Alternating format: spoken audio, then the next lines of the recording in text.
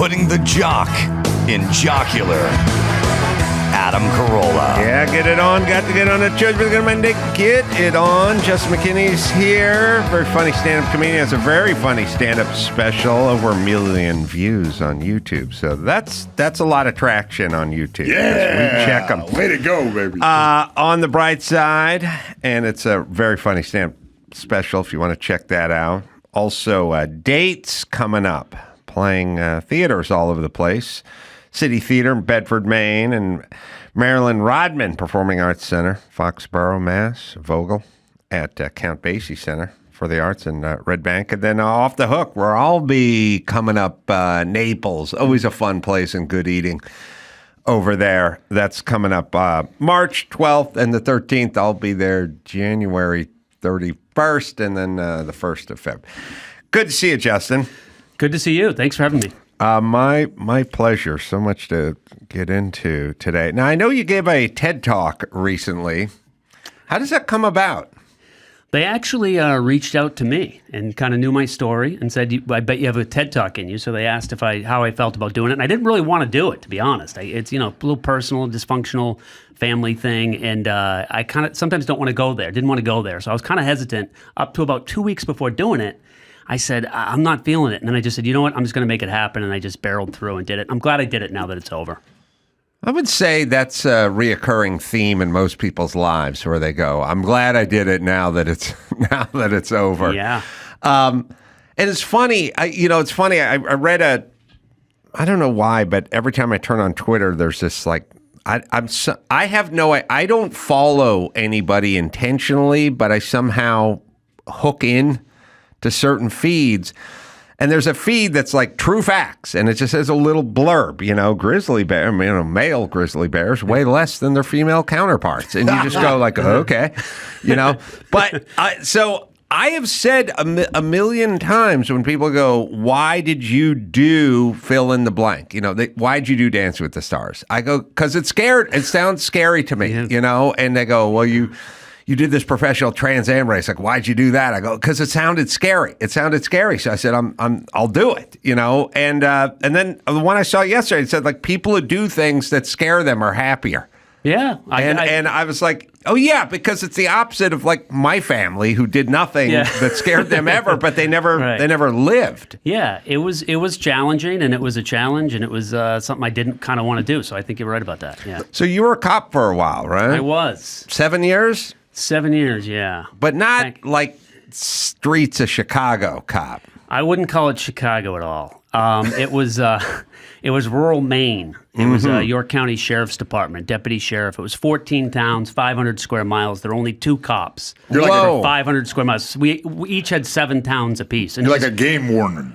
A little bit, but we handled everything: domestics, burglaries. We did it all, and it was it was poor, very poor police department. Like I was defunded before it was ever a thing. I mean, we were like teachers where we bought our own supplies. Like, wow. I mean, we're talking in the 90s. So like I had to buy my own camera. Like I used my own camera, like on the crime scene and stuff like that. Wow. And we didn't have an evidence locker. Like I had like blood evidence like in my fridge at my place. Like really, yeah. Like, and I could remember after the chain of custody there. I could remember when the OJ thing happened, and they're talking about what temperature was the blood kept at, and all this stuff. And I'm like, my blood's in the fridge. I'm like, if I was on the stand, it was in a trailer park at the time. In a trailer park, and I had a mini fridge. It was a mini fridge, and my roommate at the time was like, "What the hell's that?" And I told him. He goes, "I don't want that in there with my food." And I'm like, "We don't have a." I remember saying to the chief, "I'm like, well, where do I put this?" He goes, "You got a fridge at home, right?" And I go, "Yeah, I guess so." You got OJ's glove next to your Coors Light. That's where it all would have gone. Everything. But if I was on the stand, I'd be like, "Yeah, what temperature?" Setting 4. I mean, I don't know what. I don't know what temperature the blood was at. What's a hungry man normally? Well, that's the freezer, I think. Yeah, you're right. Definitely don't want to freeze it. If they found out I froze it, they'd be like, "You froze it?" I don't know if it. Most things last longer in a frozen state than they do. You think, but it's certain. Yeah. But water crystallizes when it freezes and it pushes true. out, and then therefore taints the evidence. I guess, but you can't create DNA that's not there. But you can damage the DNA until it's like You Well, let me can't read ask it. Joe. Joe, what is the proper temperature to store blood? Asking for a friend. So, what did you come across? Did you come across any good, like, small town murder stuff? Like anything good in graphics? The only murder, believe it or not, 7 years, the only murder happened when I was on duty at the exact same time that I had solved 83 burglaries. Okay, Wow. This guy broke into 83 camps. Okay, and he went to jail. Did 6 months, 9 months. Got out of jail. I see him in the waiting room waiting. Camps, you say? You broke. Camps, yeah, on lakes. Yep, camps on the lakes. And I see him in the waiting room. I'm like, "Hey, Richard, what's up?" He's like, not much. I go, "How you doing?" He goes, "Oh, I'm turning my life around. All this." I'm like, "Oh, that's good to hear, man." So I go up and I'm having dinner with the other deputy, and then all of a sudden we get a call. There's a guy on the roof of the jail with a blowtorch trying to break into the jail. It was him. He was trying to break his friend out. And at the same time I was going to that call, we had a stabbing in a town, the murder. So I didn't go to the murder. I went to the jailbreak. And we got this guy, Richard, who's turned his life around. I go, "You're breaking your friend out of the jail."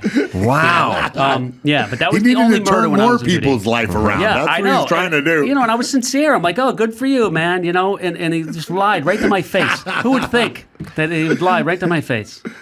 A dude with Criminal. 34 burglaries, bro. 83. 83? Oh, I thought it was 34. Then he biggest would be a case I felon. ever solved. Storing blood, the optimal temperature is 33 to 42. So I don't know when the freezer. 32. Well, that is It's freezing, but when does where is your freezer at? When do you go from the fridge to the freezer? Well, freezer's got to be 32, so it's like right there. It's that. It's. I don't know. I'm going to give myself half correct on that. I don't know. All right. So then from 7 years of that to stand-up comedy, which is, quite a transition. Yeah. And the TED Talk, is that obviously that's part of the discussion, but that's not what you alluded to at the top. At the top of the show, you were kind of talking about going back and reliving some personal so tragedies. It was a comedian's guide to surviving a dysfunctional childhood is what I titled the TED Talk. So when I was 6 years old, my mom passed away.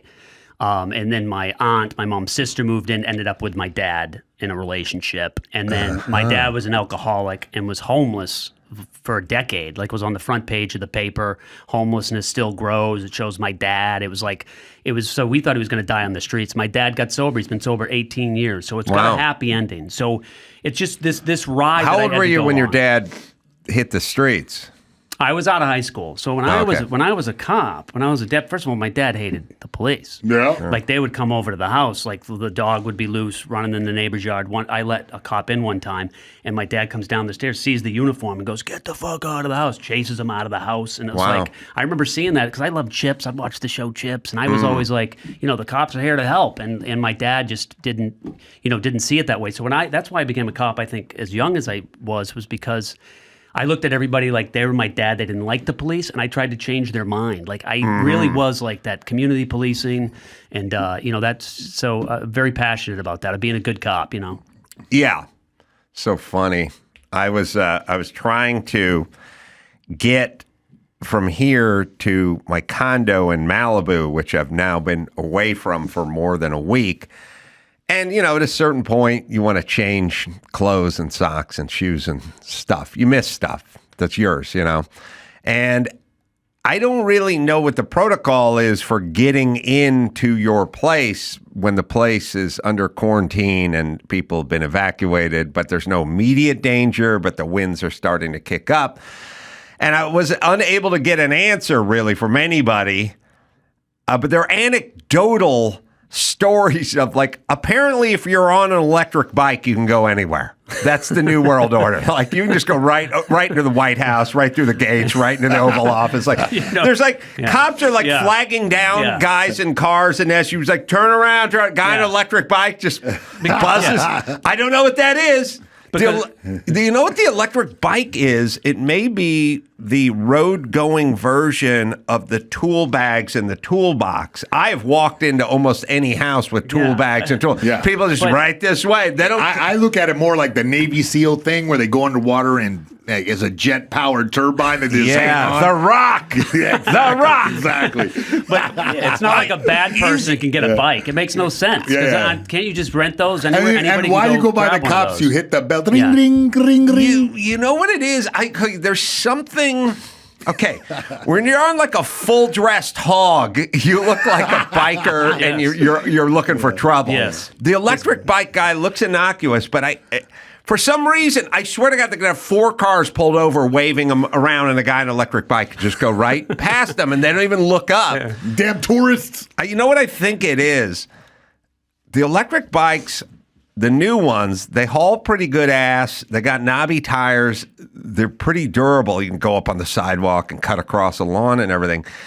No cop wants to be outrun by a dude on an electric bike. Right. And they know they're about to. Because I swear to God, you cannot run that guy down if he's got an electric bike and he can go up the hill and across the lawn and all that kind of stuff. So they don't want the humiliation of getting shown up by a guy in a bird scooter or an electric bike. Nah, I've lost the cops a few times. Have with you? Great cardio. Good cardio. Just sprint the opposite direction that they're driving.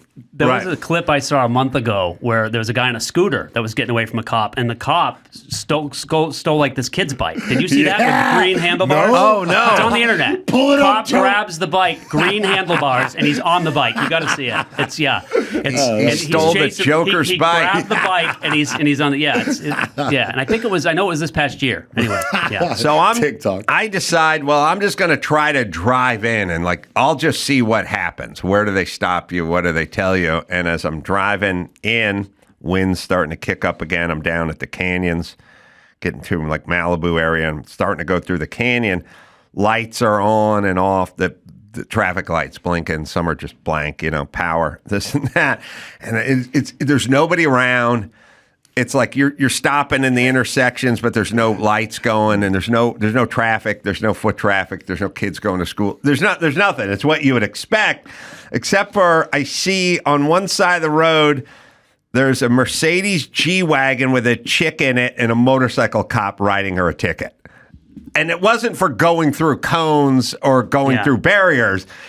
It was just, she was just speeding. They were like, look, this may be Sodom and Gomorrah in a hellscape, but we still got to make a quota. And that bitch in that G-Wagon, that's a $130,000 car. Yeah. She's probably trying to get back to Malibu. Yeah. She's definitely going to cut this city a check when we write her this ticket for going 49 and a 35. And they still motorcycle cop on patrol pulling. G-Wagon is the the Cybertruck replaced the G-Wagon as the number one form of douchebag transportation. Yeah. The number one way to move Malibuians used to be the Mercedes G-Wagons. That was the number one, that's the number one douche-mobile in America and in Malibu. Yeah. Been bumped off. Usurped. Someone's got to tell Elon, the Cybertruck has bumped the G-Wagon off. Yeah. Wait, so did you get into Malibu or not? We're on the edge of our seats. I stopped They'd put cones all the way. If I had an electric bike, I would have blown right through the fucking cone. In the trunk, Razor scooter. I stopped where the cones were at the Las Virgenes, which is one of the canyons at Mulholland. The beginning of the canyon, it was just, I could have moved a cone and driven, but then I would have got stopped when I got to the bottom where PCH is or Pepperdine is. Oh, we have the cop on the kid's bike? Oh, I love that. I haven't even seen that. He's jumping the fence. Foot chase. A body cam. Going over the trash cans. I miss 80s movies where dogs would bark and chase whoever jumped over. He's on the road. Oh, there it is. That part's early. There he grabs the bike. Guy on a scooter. Got a BMX bike. There it is. I missed the trope of him yelling, I need to commandeer this bike for the Lone Tree government. Yeah. So now he's just got a nice around. Downhill. Yeah. Were we, huh? But see the scooter? Yeah, the guy he called in a cruiser. Cruiser got the scooter. Yeah. I miss all the 80s and 90s movies where the guy knocked over the guy riding the enduro through town and then jumped on it.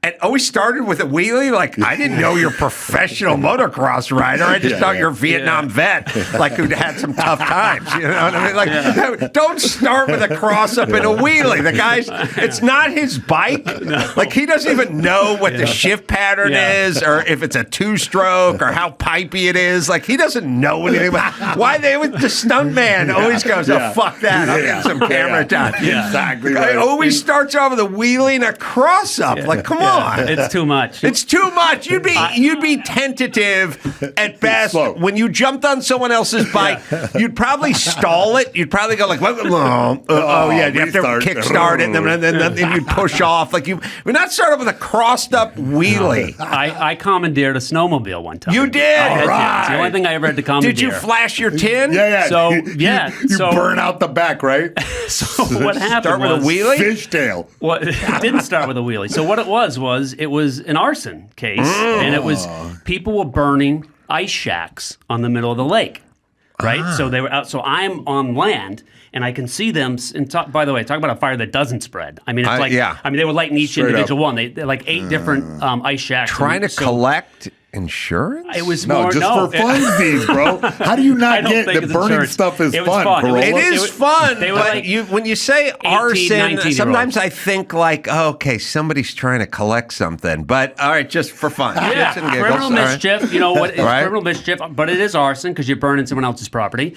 And I could see them in the middle of the lake, and I'm pretty far away, and this snowmobile comes by, and I stopped him. I'm in my uniform, so I'm like, I need that snowmobile. He jumps off, and then I go, I don't know how to ride a snowmobile. So he rode, and I rode bitch. I was literally hanging on, and I didn't even know how fast those goes. But you talk about not knowing, like I literally telling the story, and I'm knocking stuff over. But I'm hanging on to him so tight. He literally goes, not so tight, not so tight. And I'm like, you're going like 80 on the ice. Like I got no helmet on. He's got a helmet on. I got no helmet on. You're yelling freeze and no homo simultaneously. You're clenching his nips ever so gently. And I'm wearing mittens. I got my mittens on. Mittens. I wore mittens. It's the best. It was freezing. Sorry about that. I'm picturing the fireman walking up on the ice fishing shack that's ablaze. Don't worry about it. Don't worry about it, Let him bud. do it. He'll clean it up. No, I just feel horrible. Byron's got it. Stories. He's like standing No out wonder front. I can't drive a snowmobile. The ice fishing shack's ablaze. Yeah, The we fireman's caught him. out there. He's like, I'm going in, Bob. It's like, there's nobody in there. There's 4 cases of Stroh's tall boys. Now I'm going in. You caught the guys. Yeah. And you charged them with what? I think it was arson. It was and it was they pled down, I think, to criminal mischief. It's a couple of kids. I can't remember if they were 17 or 18, right around there. They were young. That's the age. You know, just up doing stupid shit. I know. That's why I get the guys in training camp about that age. That's what I want you, because now you're psycho and you're like unafraid of whatever, too dumb to be afraid yet. So I get them sparring hard young, and then later it's easier. So back to the TED Talk. Mom died. What'd your mom die of? Brain aneurysm. Wow. Just all of a sudden? Yeah, I'm going to suggest sliding that. I'm like my kid. This is what we do to my kid, my 14-year-old. We have to go, can you push your glass away? You're going to knock that Sorry, over. he has autism? I'm sorry. I'm sorry. No, it's funny. I was watching your right hand as you gesticulated, and I was kind of like, he's gonna get it. He's gonna get it. So brain aneurysm just went all of a sudden. Yeah, she was at the school fair volunteering. I was with her, and it was she just collapsed. Wow, you were there. Yeah. Oh, boy. And so she was decent because she was volunteering at the school fair. She was actually a really good mom. You know, the kind that was involved and make the bed fair, and all that stuff. Yeah, she was that kind. Yeah. And then Dad starts drinking, and at some point, some years later, 12, 13 years later, something like that, just hits the streets. But by that time he hit the street. But the drinking started obviously when I was, elementary school, junior high, all that stuff. It was crazy. It was a little crazy. What happened? Like something triggered this. You know? Well, I think my mom died. He was left with four kids. Yeah. And my aunt moves in, who's my mom's sister. They end up in a relationship. Like, they're together now. Never got married, but they're together. She drank too. So there was a lot of drinking. Cops over. Calling the cops. Him flying out of the house drunk, upset. But so it was a little crazy. How big for me, I think one of the biggest parts of my childhood was shame and embarrassment. I was very embarrassed of my family. I was always like, now maybe I have a pre-wiring for embarrassment. I'm very sensitive to sort of making a scene and like, no, like I don't like it. Yeah. I get embarrassed easily, but like my sister ran away when I was young. So, had enough dysfunction that she thought that'd be a good idea. But she's only a grade above me, so people would like come up to me and go, "Hey, where's your sister? I haven't seen her in the 9th grade. Like, where is she?" And I was like, "Oh, she's in space camp, Yeah. But she ran away. Yeah. And I was like, I was really embarrassed to say that. And my mom was like a mess and welfare and stuff like that. And she was physically looked like a mess. And then her house was a mess. The lawn was dirt and, everything was a mess, and people, made fun of my house, called it the barn and stuff. It was like across the street from the school. And everything was like brutal, right? I was brutal. It's right by very the important.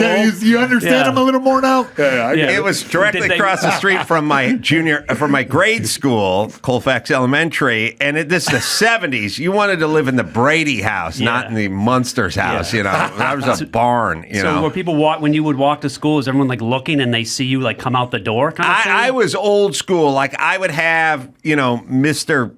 Gallagher, my football coach for Pop Warner, I'd have him pick me up down the street and like drop me off down the street. Like I just was embarrassed all the time. And like these people had like a nice house and a nice car and a nice family, and the moms were like put together, they went to the hair salon and they had their nails done. And my mom was just kind of a mess all the time. And I just remember the feeling of embarrassment. And shame, and it wasn't like, a lot of people go, "Oh, I know you blamed yourself." It's like, no, these were assholes I lived with who were fucking lazy. Yeah. It wasn't, I didn't blame myself, but I was still fucking embarrassed all the time.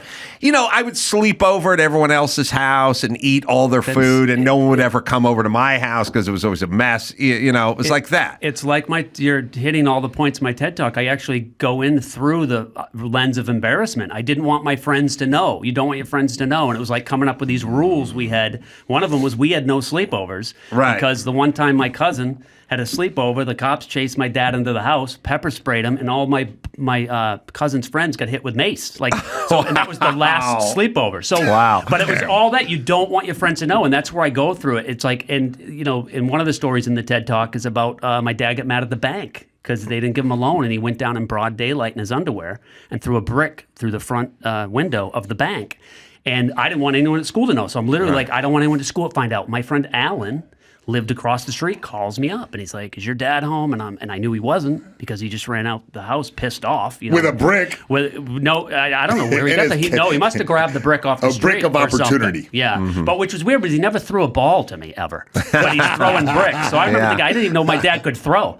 But he goes, "Is your dad home?" And I go, "No, why?" And he goes, "I think I just saw him throw a brick through the bank in his underwear." And this moment, like, it's just etched in my brain. Like, I just couldn't get away from that. And I'm like, don't tell anyone at school. You don't want anyone at school to find out. And that was my constant childhood, was you don't want anyone to know. Yeah. Yeah, it's such a strong through line of the shame and the humiliation. And I had it in spades. I hated anybody knowing anything about my family because it was always so embarrassing to me. One time when I was playing Pop Warner football, I got concussed.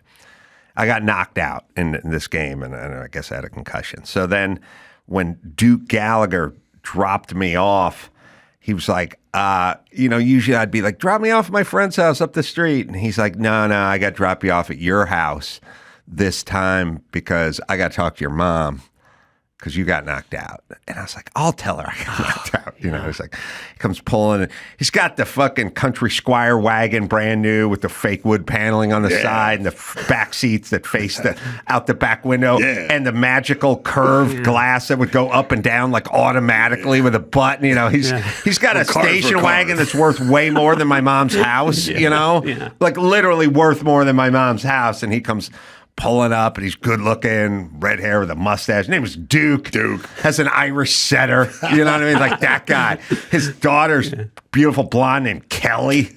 You know what I mean? Crackerjack athlete son named Dan. You know, it's like, I'm like, oh God. I don't want you to see this. Rolling up to the Carolla dirt farm. Oh, when I went to their house, I remember just going to their house, big house up in the hills, going to the mantelpiece in their living room and seeing a picture of the entire family on that top of the mountain ski vacation shot. Everybody's fully decked out with the goggles and the gear and the parkas and stuff, you know, and they're at the top of the mountain, and they're all, you know, with their fucking lift passes clipped to their parkas, and I'm just staring at it. Yeah. How did you get to the mountain? Where'd you get that jacket, bro? Like, everything was like, gloves. Look at it. She's got goggles. Where'd you get the goggles? Yeah. And so he comes pulling up the driveway. He's like, I need to talk to your mom. And my mom, of course, didn't go to the football game, so she wouldn't know what was going on. And she hated football. She was a hippie. She didn't like the contact. She didn't like the competition. Real supportive. You know what I mean? Real supportive. Yeah. And so she comes out. My mom used to dye her hair red, but at some point threw in the towel. Like, I'm done. I'm just going to start packing on weight and fucking forget. No more shaving armpits, no more makeup, no more nothing, right? It's all going to be hairy pits and moo-moos from here on, you know?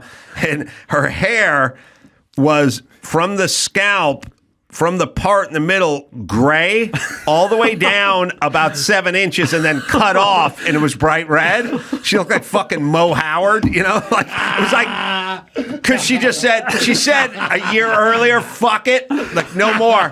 But she never went and dialed her hair. She never color matched. So it was just this gray thing that just stopped straight line red. It was ridiculous looking, you know? And so she's wearing, you know, sandals and a muumuu, you know, and she's fat and depressed and everything. And, you know, Duke Gallagher's like honking the horn or whatever. And she like comes out and saunters over. Yeah. So I'm like dirt lawn in the background, house falling apart, you know, and I'm like, just leave her alone. I'll go back in. I won't fall asleep, Duke. Don't worry. And I see like Duke out. Who's a normal dude, you know? He's like, listen, can I talk to you? Your son is, and he like kind of steps aside with her, and it's like, you know, your son's had a pretty serious head injury. And I hear her like, oh, God, no, I knew it. I told him no. I said, and he's like, calm down. And I'm like, please make it end. Please make this end. I'm standing 8 feet away watching her and her two-tone hair have a fucking meltdown, and Duke's trying to reel her in. And I'm like, oh, Calgon, just take me away. Were you thinking about the hair on the way? Like, oh, her hair. Like, was that on the ride home? Oh. I knew the hair. I knew the underarm pits were going to be a situation because she went sleeveless, and I had my buddy Ray go like in earnest. Why does your mom got so much hair coming out of her pits? I'm like, because she doesn't care, Ray. That's why she doesn't care. So I was like, I was already sort of locked and loaded for what was coming. I also knew she was kind of an emotional wreck, and when she heard football and concussion and stuff, she was just going to spin off into some other realm, you know. Yeah. Did your dad give a shit despite being alcoholic? Like, I mean, was there times that it sounded like he was trying to get a loan for some reason and try to, make himself better somehow. Yeah, he was trying, but, the alcohol definitely, he would drink every day, like just sip out of the little shot glass. I remember when I was real little, I didn't even realize I had a drinking problem because he would sip out of that little glass. So, you know what I mean? When I was, this was in elementary school. Yeah. I didn't realize, like, how strong it was. Maybe your dad was trying to get a construction loan, and he's like, all I got is one brick, and I need a construction loan so I can buy the rest of the materials. And then he gave the brick back after they said no. I don't think he went with the brick, but I never asked. Well, I never asked. maybe he walked in. Yeah, you're right. You don't go in asking for a loan with a projectile, as you guys would call it, right? I think it was on the phone. They turned him down. He hung up the phone, pissed off, and he kind of went out, flew out the door. So, and we can find the TED Talk wherever finer TED Talks are found. Yeah, it's on there. But it's it's funny, and you talk about not wanting to know where you live. So another story I'd tell is about I did a ride-along with a police officer in high school. I wanted it to be a private investigator, but they couldn't find one to shadow, so she sets this up with this cop. I do the ride-along. He wanted to drop me off after the ride-along, and I knew he'd know my house because of my dad. So I told him another house was mine. Oh, right. It was the same. So he let me off around the corner. He then left, and then I walked around the corner to my house. So it was just... Yeah, it was constantly comparing yourself to other people, what they had and what you didn't, and how it was so funny. I did the exact American same way. thing. Just thinking about it, Yeah, I realized the sort of embarrassment gene has followed me, and I do, like, I'm that way. If I'm with someone who's talking real loud on the phone and we're in a Starbucks, I'm always like, just shh, people. This is why you don't talk so loud. There's people around, It's always a thing of not wanting that. Yeah. But then you and I get up on stage in front of 1,000 people in the theater and talk for an hour. So it's hard to reconcile it. I will say this, in my 8 or 9 days of not being let back into my home, they do this thing where they go, man, if you only knew your mom was going to die that day at the school fair, you would have told her you loved her. You know what I mean? Yeah. And I feel that way about socks and underpants. Like, if I only knew I was not going to get back in my fucking condo for 2 weeks, I would have grabbed more shit. You know what I mean? I had been evacuated 3 weeks earlier, went and spent the night, found out that a couple of neighbors never left in the first place, and did that move where I was like, what the fuck? Well, I should have never even left. So I was not anticipating the forever move, weeks upon weeks of not coming back. You're new homeless.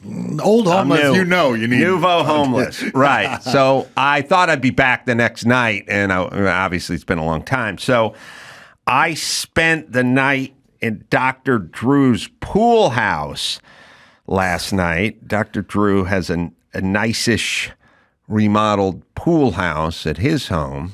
He's in Pasadena, and I'm happy to say that many people have come forward and offered me their home to stay in. But the pool house was nice enough. I do realize I am addicted to television, and it's not watching television, it's having dominion over the TV. I come home, I got TMZ waiting for me, I got Sports Center waiting for me, I got the best of the UFC, and I sit down and I get excited. Oh, there, TMZ's in. And I just start, and then I pause it, and I rewind it, and then I make a little note for something I want to talk about. Sitting in front of just a set, and you're at its mercy, like whatever the fuck is on, and you can barely control the set. Brutal. Taking its toll, man. What'd you do with the socks and underwear? Did you have to buy it? I hook you up? got enough socks. Drew's tidy whities. He just rocking them. At the pinch. You put them on, you feel smarter. Yeah. No. I got enough. I have enough socks and underwear so that yesterday my girlfriend did a load of laundry at a hotel we were at that had a laundry facility in it. So then I got that sort of rebooted. Now you got Drew's pool, so you can just scrub them in there. Drew's pool. I'm glad you brought that up. All right. Drew's pool. 3.5 weeks ago, when I was removed from my condo, I once again stayed at Drew's house. And, just because I feel like I should say so, Jimmy offers his house too, but he's in a beach community. He's deep. I got to get here every day and be here all day. And Drew's up the road in Pasadena. So while Jimmy's custom pad in the beach city might be a little aesthetically better, it's an hour and 10 minutes on the one, on the freeway. So Drew's up the road. Last time I was there, I used Drew's swimming pool to do my cold dunk because he's up in the Nice. foothills Yep. and it's freezing up Yep. there. I then announced that I was getting back in the pool this morning to Drew, but Drew announced that the pool man said there was so much ash in it that they literally are going to have to drain it. They cannot strain it. They can't filter Really? it. They have to Damn. drain it. It's got so much. And I looked into it, and it was Black Lagoon. And I still man. went, I said, oh, fuck it. I did the cold shower. But the point is yes, his pool's all fucked up because of the ash. Now, his, which leads me into this story. His house is in Pasadena. Altadena is next to Pasadena. And it's sort of like what North Hollywood is to Studio City. Studio City's nicer, more upscale. Maybe the houses are 30% more. And North Hollywood, where I grew up, is sort of working class, a little downscale, but good enough. You know what I mean? And my dad lived in Altadena the last, God, let's see. I did that show where I rebuilt my dad's house with my crew, with my construction crew, 2005 or whatever. And my dad's been there for 20 years. Now, he's up in the foothills, Pasadena, Altadena. It's, modest, 1,500 square foot house, 2 bath, 1 bed, like pretty modest little ranch place, but up in the foothills. Now, the comedy is my dad passed a couple of months ago, and they sold the house, and the house's escrow closed on the Friday before the fire on Tuesday.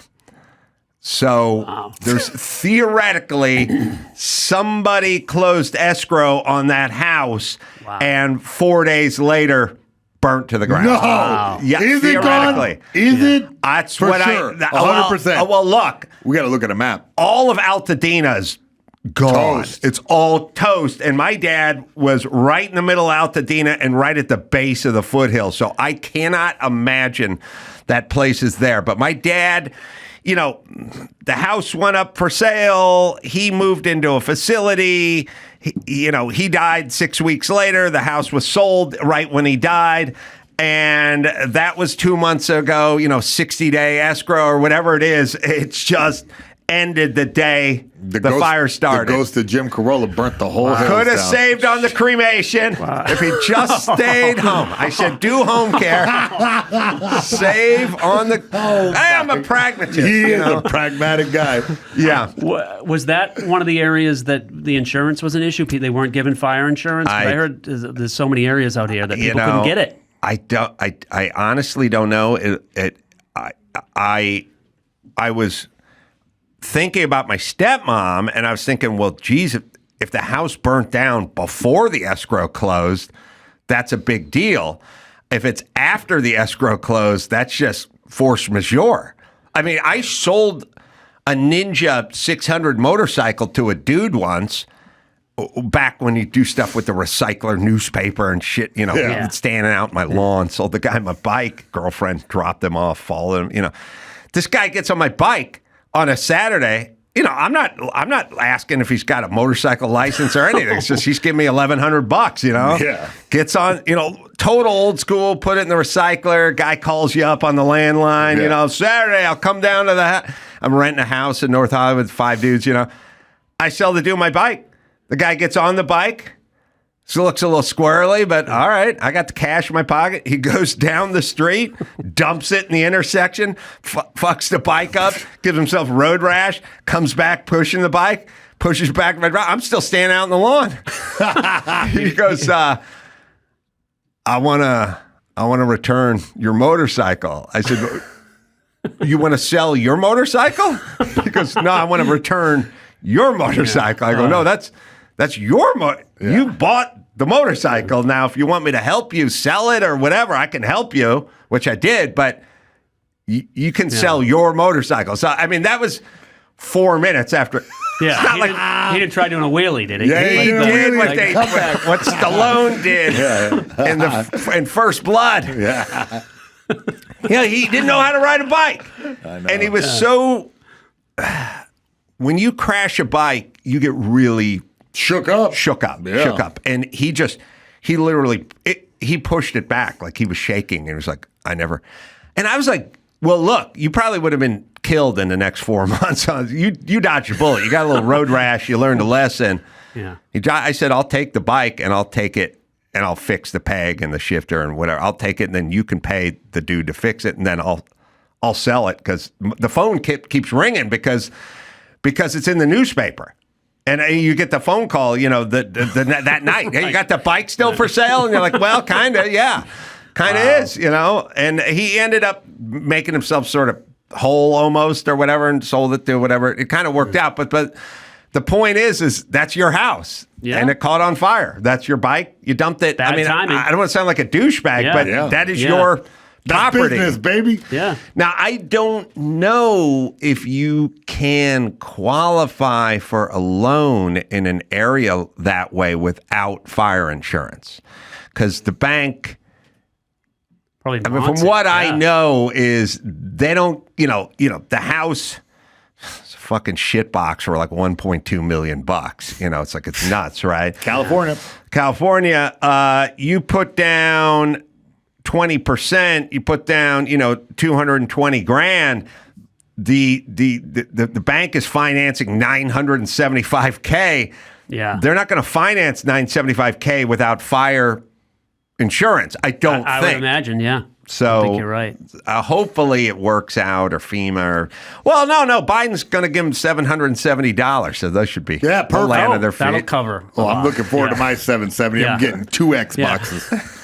Hey, how do you make all this stuff funny, dude? Like a lot of your stories right now. It's a little depressing. Heartbreaking. We're livening up with burning his dad's house down. You know what I'm saying? Yeah, on a happier note. You could have saved money on the cremation. Exactly is like what brings the story you dark lighter. Son of a bitch. Well, you lightened it up. Oh my God, nightmare. Well, this story. So with the crazy hotel schedule, I've been going to bed. Sometimes I go to bed at like 9 at night. I've realized I've lost my will to live because there's no TV. I used to love just having a cocktail and watching my shows like at the end of the night, and now it's like there's nothing on. I don't know how to control the fucking TV set. I can't. I'm going to bed. It's 9 o'clock. I'm going to bed. I got nothing to live for. So I go to bed then and I wake up at 5:10 in the morning and I'm like, why are you up so early? And I'm like, well, because you went to bed before the streetlights came on. Like, you've been sleeping for 8 hours. It's just 5 in the morning. And then it's like, I'm looking around, nothing else is up, So I just put my robe on. Thank God I took my robe. I go sit down in the living area on the super shitty sofa. And I turn on the TV and I'm watching CNN at 5:20 in the morning.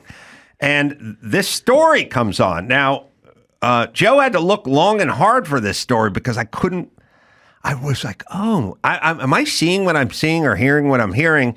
And I jot it down and then I come to work and I tell Joe, find this thing, CNN, today, this morning, a politician. Her name is Sydney Kamalager Dove. I guess it's hyphenated, or Dove or whatever. She's on CNN. She's a what, Joe? She's a Congress something from whatever district. And she's from California. So she's a politician from California. So she's batshit crazy. And of course, every agenda is wrong because they just focus on all the shit that doesn't matter and none of the shit that does matter. It's the craziest. It's like a bizarre obsession. Like Pete Hegseth just went in front of Congress to try to get approved to be run the Defense Department. And everybody on the right was asking about combat ready, lethality, budget, surpluses, and munitions. And everyone on the right's like, how do you feel about lesbians? It's like, I don't know. I kill Ruskies. You know what I mean? Yeah, but what about the ladies? That's every single question is, what about the lesbians? And it's like, it's an insane obsession. I mean, maybe if you're talking to a guy who's in charge, like we're looking for someone to be in charge of gay bars. Then maybe that's like a normal question. But for a guy that's going to be in charge of the defense industry, in the Army, Navy, and the Air Force and Marines. That's just to constantly just ask them about, I heard you were mean to your girlfriend in high school. Like, it's such a weird line of questioning. But the bizarre part is they think it's a good line of questioning. And we're talking about national defense, and they're going, you like to drink at parties, don't you? And by the way, every single thing they accuse him of, I'm like, you beat off in a car once, didn't you? This morning. All right, so Altadena is just burnt to the ground. All of Altadena is burnt to the ground, and they get this congresswoman from California on at 5:30 in the morning, and here's her take on the fire. I do agree. We need to find out the facts, a full-scale investigation on what went wrong. I and the CBC, the Congressional Black Caucus, for example, are curious about who decided to sacrifice Altadena, a historically Black community in the LA County area. We have got to look at. All right, then there's this, we can scrub ahead to the... Now, you know when CNN goes, huh? You've really crossed some weird line because somebody has sacrificed Altadena because it's a historically Black community. Yeah. By the way, Jim Carolla, white as the driven snow, with his white-ass wife, Lynn, lived there. I've been to my dad's house a million times. It's a white community where I don't see Black folk walking up their dogs and what have you. I looked it up. It's 19% Black. It's like 30-something Hispanic. So first off, your premise of somebody burned down my dad's house because it's a Black community is fucking insane. It also means you're going to be really bad at your job because you can't identify problems. But wait, she'll continue here. Sorry. We'll find this. Congresswoman, did you just say sacrifice Altadena? I mean, are you suggesting that this was done somehow on purpose to hurt Altadena? There are a lot of conspiracies out there. We heard something similar from Mel Gibson questioning whether the fires were purposely set. Is that what you mean? I am not suggesting arson. There are some. All right, hold on. You just suggested arson. You're what do you mean you're not suggesting arson? I didn't hear you talking about a lightning strike. You want to know who burnt this place down. So you kind of are suggesting it. Well, the reason the anchor's asking what you just said is because you just suggested arson. But you're allowed to now say something you said 30 seconds earlier you never said. She sticks the race card into everything. So this one was SoCal Ed broke the power lines on purpose so Black people could get their house burned down, including Jim Carolla, who identified as Black. She said sacrificed, right? Was that the word? Yeah, that's what I mean. Right. Yeah. Right. Well, we'll listen to it from the top. We'll let it play a little longer just to see if you can digest this crazy. This is, by the way, this is why California is such a shitbox, is because we have dingbats like this setting policy. They're focused on everything but what makes sense. Seems counterproductive. It is. The families. Congresswoman, did you just say sacrifice Altadena? Sorry, are from you the suggesting top. From the top, meaning the top will mean from the top of the top. Sorry. We'll do it from there. We need to find out the facts, a full-scale investigation on what went wrong. I and the CBC, the Congressional Black Caucus, for example, are curious about who decided to sacrifice Altadena, a historically Black community in the LA County area. We have got to look at federally backing our insurance industry. There is no reason why only 2/5 of the folks who have. So then we can skip ahead. By the way, when I started in radio, I used to say on the morning show at Kevin and Bean on K-Rock, I'd always go, oh, man, I got the big swinging Black caucuses in town, and I'm going to go hang out with the Black caucus guys. And they always go, stop saying that. And I go, why? They're a big bunch of fun dudes, the Black caucus, and we're going to have a great gay old time, you know? And they'd be like, stop saying big swinging Black caucus. And I go, why? It's all legal. You know what I mean? My eyebrows spazzed when she said Black caucus. I was like, no. You got to put big. You said big? You said big Black caucus. Well, they're large in numbers. They're a large group.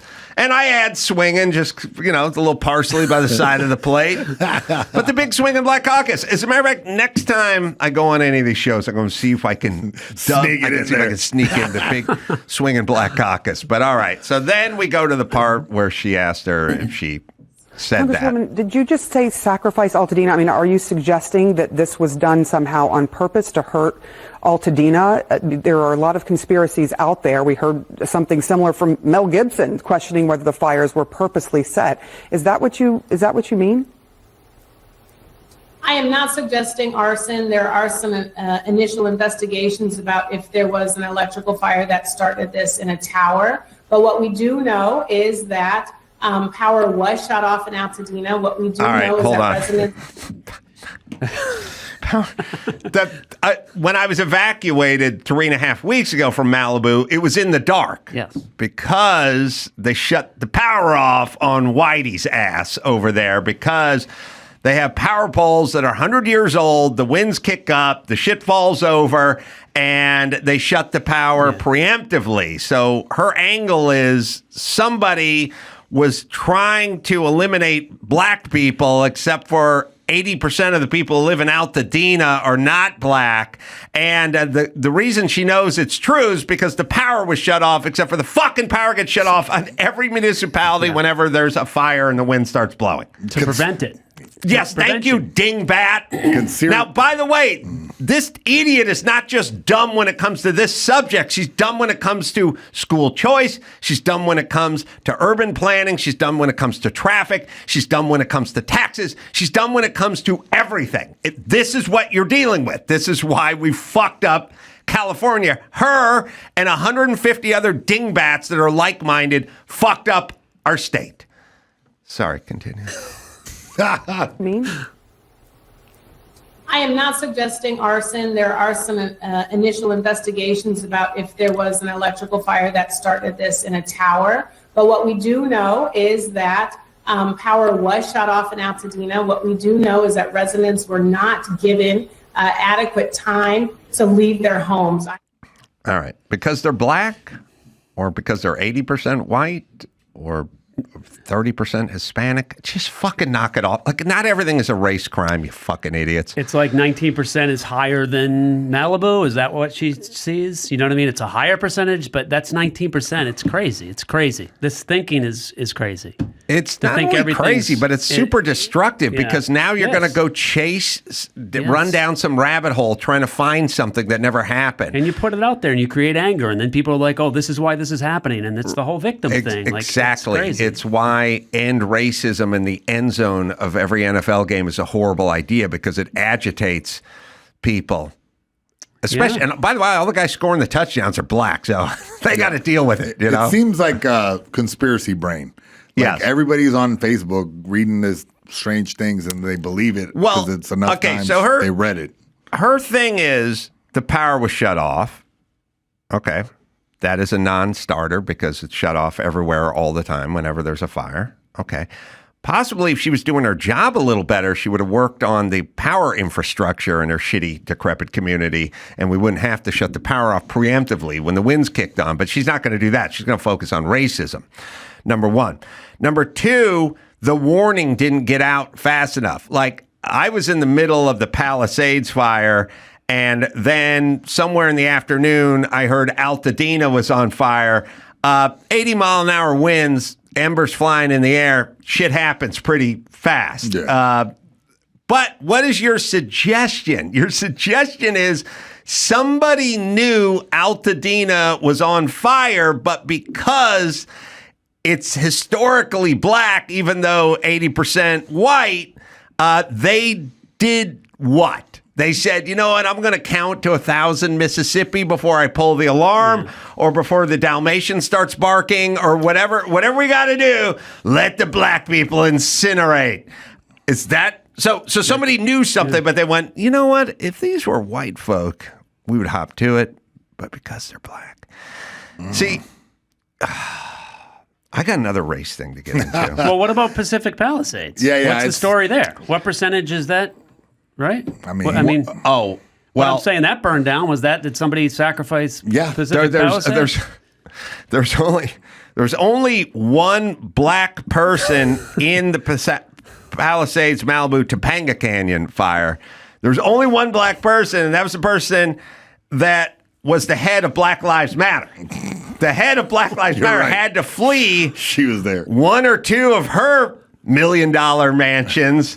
The head of Black Lives Matter, who's worried about white people, lives in the middle of the whitest place on the planet, which is Topanga Canyon. Yeah. It's whiter than John Denver's house. It's the whitest. It is whiter than Beverly Hills. It's whiter than Malibu. It is literally the whitest place on the planet.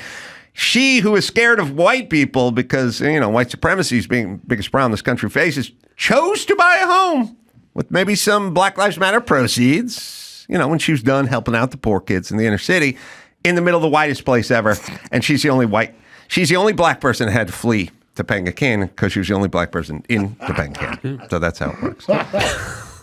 And you guys are getting scammed and you have no fucking idea. Pacific Palisades, 1%. African American. All right. Now, tell me if this would be an unpopular position. Remember when Katrina hit and you had the mayor of New Orleans? I think it was the mayor. I don't think it was the governor. Was it the mayor? Was it Ray Nagy? I'll try to think of that. Don't get me to say his name when I'm drunk. Black guy. Shit. That guy was promising that they were going to keep New Orleans chocolate. Do you remember that clip, Dawson? It was a great clip. Again, this stuff goes way back. It's like race. It's like, all right, it's a black, town. And he was promising that they were going to keep it chocolate. Like, yes, the black folk had to move away into temporary housing, but they were going to come back. We're going to keep it chocolatey, right? It's nicknamed the Chocolate City Speech. There you go. January 16th, 2006. Oh, man. D- student, but yet remember everything. Never the good times. Never the good times. Only Duke Gallagher talking to my mom. That I remember.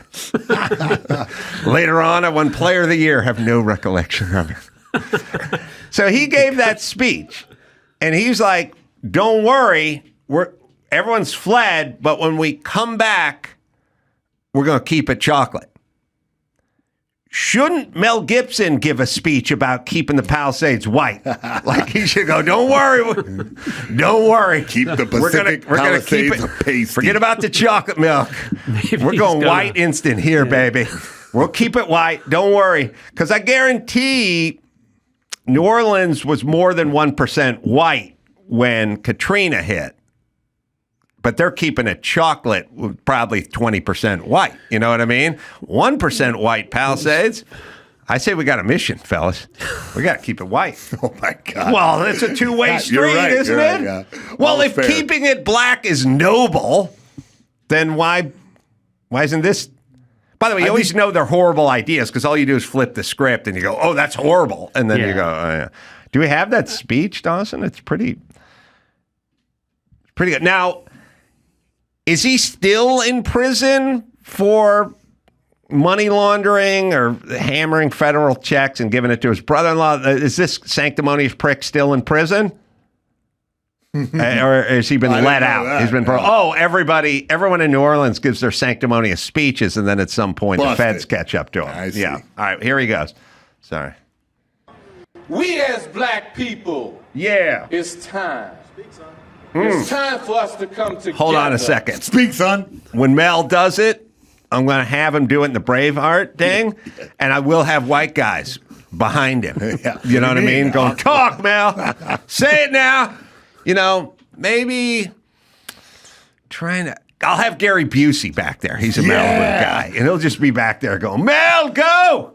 You go, boy. Go, Braveheart. What was Mel's, she referenced the conspiracy that he had said. What did he say? What were his comments? That somebody purposely? I don't know. I think sometimes when someone on their side says something batshit crazy, they'll try to quickly pull out. Like Elon Musk said, he to kind of balance out the crazy. He made an offhanded joke in Joe Rogan, I think, where he just said casually, like, oh, maybe they burned it down to, get us out of there. It was like offhanded sort of. Megan was assigned to Prison Bureau, prisons terms, sentence, including possible release date.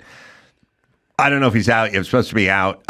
He was out on house arrest on April 27th, 2020. What was he arrested for, though? They didn't just arrest him for shits and giggles. Like, he did something. We'll listen to the speech, and then it'll be fun to find out what this guy did. I like this. We as black people, it's time.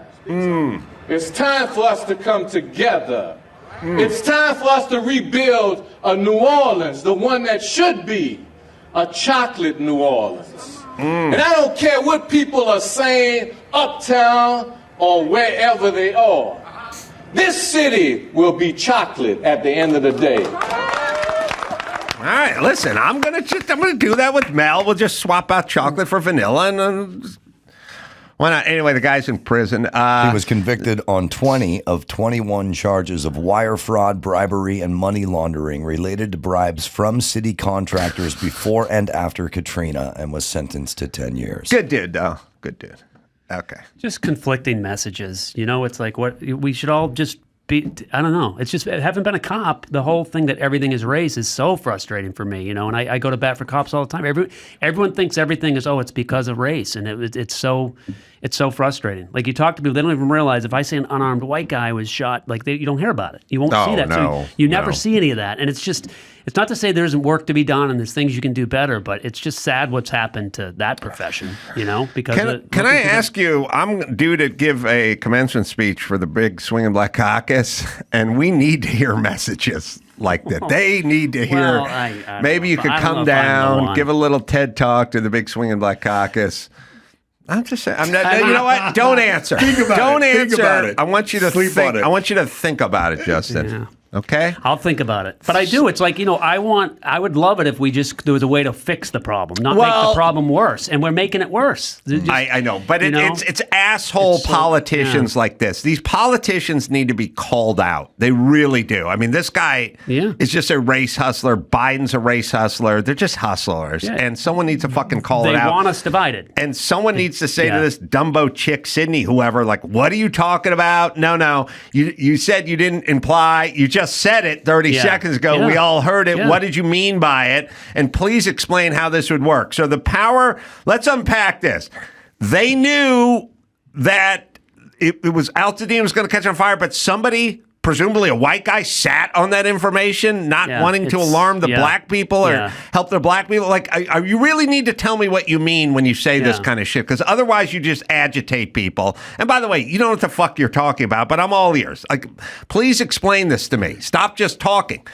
When Gavin Newsom was sitting where you're sitting, and he's like, half of black and Latino Los Angelenos or Californians don't have access to a checking account. I was like, I didn't go, yeah, I know, it's so bad. I just kept asking him, what the fuck are you talking about? He couldn't answer it, of course. But he sat there where you sat. He agitated, race baited, race hustled, and lied. And I just did my job, which is half of the Latinos in LA or California don't have access to a checking account. That seems patently insane to me. And I kept going at him. That's why I did it. But you could do it if you did the news. Like, if you actually wanted to do your fucking job for a change, you could do this. Reminds me, it's sort of, it's not the race hustler's fault. This chick's a dingbat, that guy's a criminal, and they're race hustlers, and that's how they get elected. Fine. It's the journalists, and it's the citizens, and it's the people that play into it and don't ask questions. Those are that's what feeds it, because otherwise it wouldn't work. The headlines. If you just read headlines, which most people just do, it'll say, there'll be something like, police, pregnant black woman calls the police for help, is shot within 6 seconds of when they showed up. And you read the article, she had a knife at her boyfriend, was going like this to kill the guy. But people don't read the article, so it's just policing is complicated. It's like, and it's not. No, I don't know any cops who like care what color your skin is. And I've lived in L.A. I lived in Florida, and by the way, I almost got shot by LAPD. By the way, they drew on me. I almost got shot. Did you flash him your tin? No. You want to hear the story? Yeah, I'll tell you what. I want to take a break. We got news. We're kind of getting up against it. We'll take a break. We'll hear the story. We'll do the news, and we'll do that right after this. Adam and Eve, you want to have better sex immediately? Well, I got a brand new deal from Adam and Eve at adamandeve.com/ace. Go to adamandeve.com/ace and pick any 4 sex toys for just $20. Absolutely the best deal they've ever offered. And there's a limited time. You get, again, 4 sex toys. While supplies last, there's something for everyone. You can save $175, $175. Save up to $175 with this exclusive offer. Check out adamandeve.com/ace to see what 4 sex toys will be yours for just $20, which is like $5 a toy, which is practically free. adamandeve.com/ace is the only way to get this offer. So spice it up a little. Have some fun. It's cold outside. Warm it up in the bedroom at Adam and Eve. Homes.com knows that when it comes to home shopping, it's never just about the house or condo. It's about the home. And what makes a home is more than just a house or property. It's the location. It's the neighborhood. If you have kids, it's also schools, nearby parks, transportation options, all the above. That's why Homes.com goes above and beyond to bring home shoppers the in-depth information they need to find the right home. And when I say in-depth, I'm talking about deep. That's right. Each listing features comprehensive information about the neighborhood, complete with a video guide. They also have details about local schools with test scores, state rankings, and student-to-teacher ratio. They even have an agent directory with the sales history of each agent. So when it comes to finding a home, not just a house, this is everything you need to know, all in one place. Homes.com. Homes.com. We've done your homework. So I think one of the biggest problems we have in this country is too many people having kids that shouldn't have kids. Right? There's too many people. I mean, everyone, do what you can, man. You know, guys, wear a condom. Guys, if you don't want to wear a condom, just wear Crocs.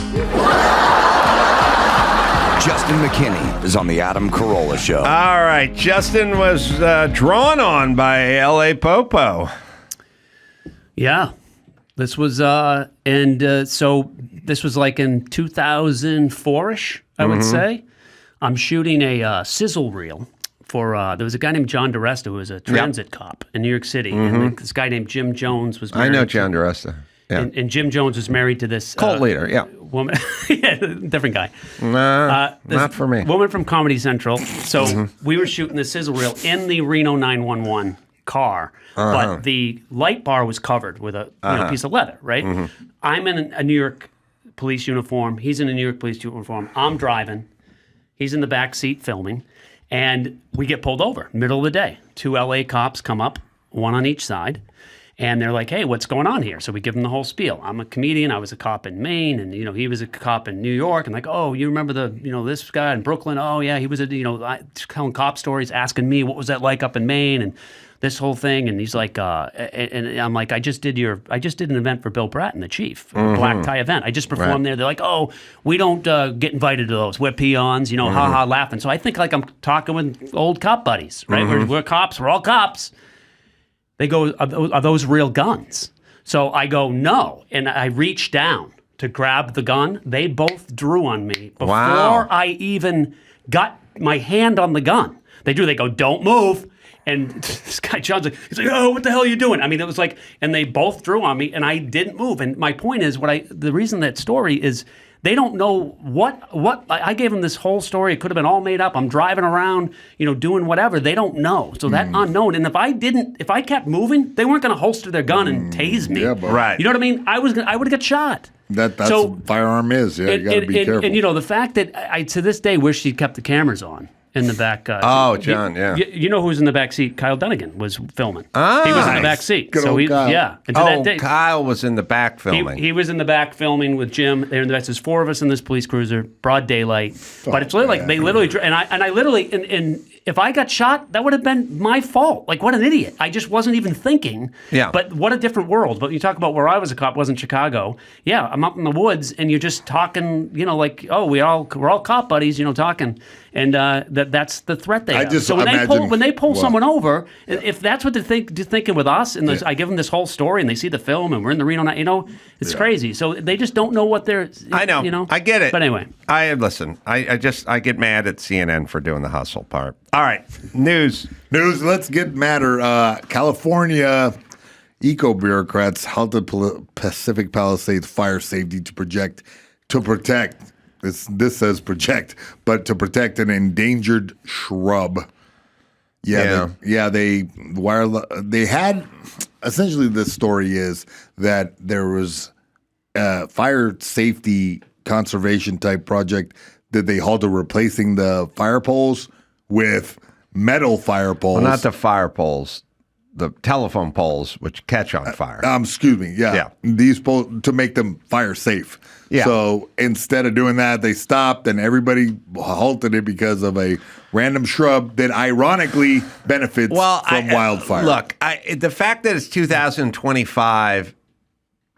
Okay, there's a physical danger to having the power lines, falling down and electrocuting people or starting fires or what have you. But there's also just a very sort of cosmetic, emotional, sort of urban sprawl kind of thing where it's like it's just wires everywhere. It's kind of a bummer. It looks like shit. Yeah. If you walk outside the studio and look up the street, it's just nothing. It's just endless wires.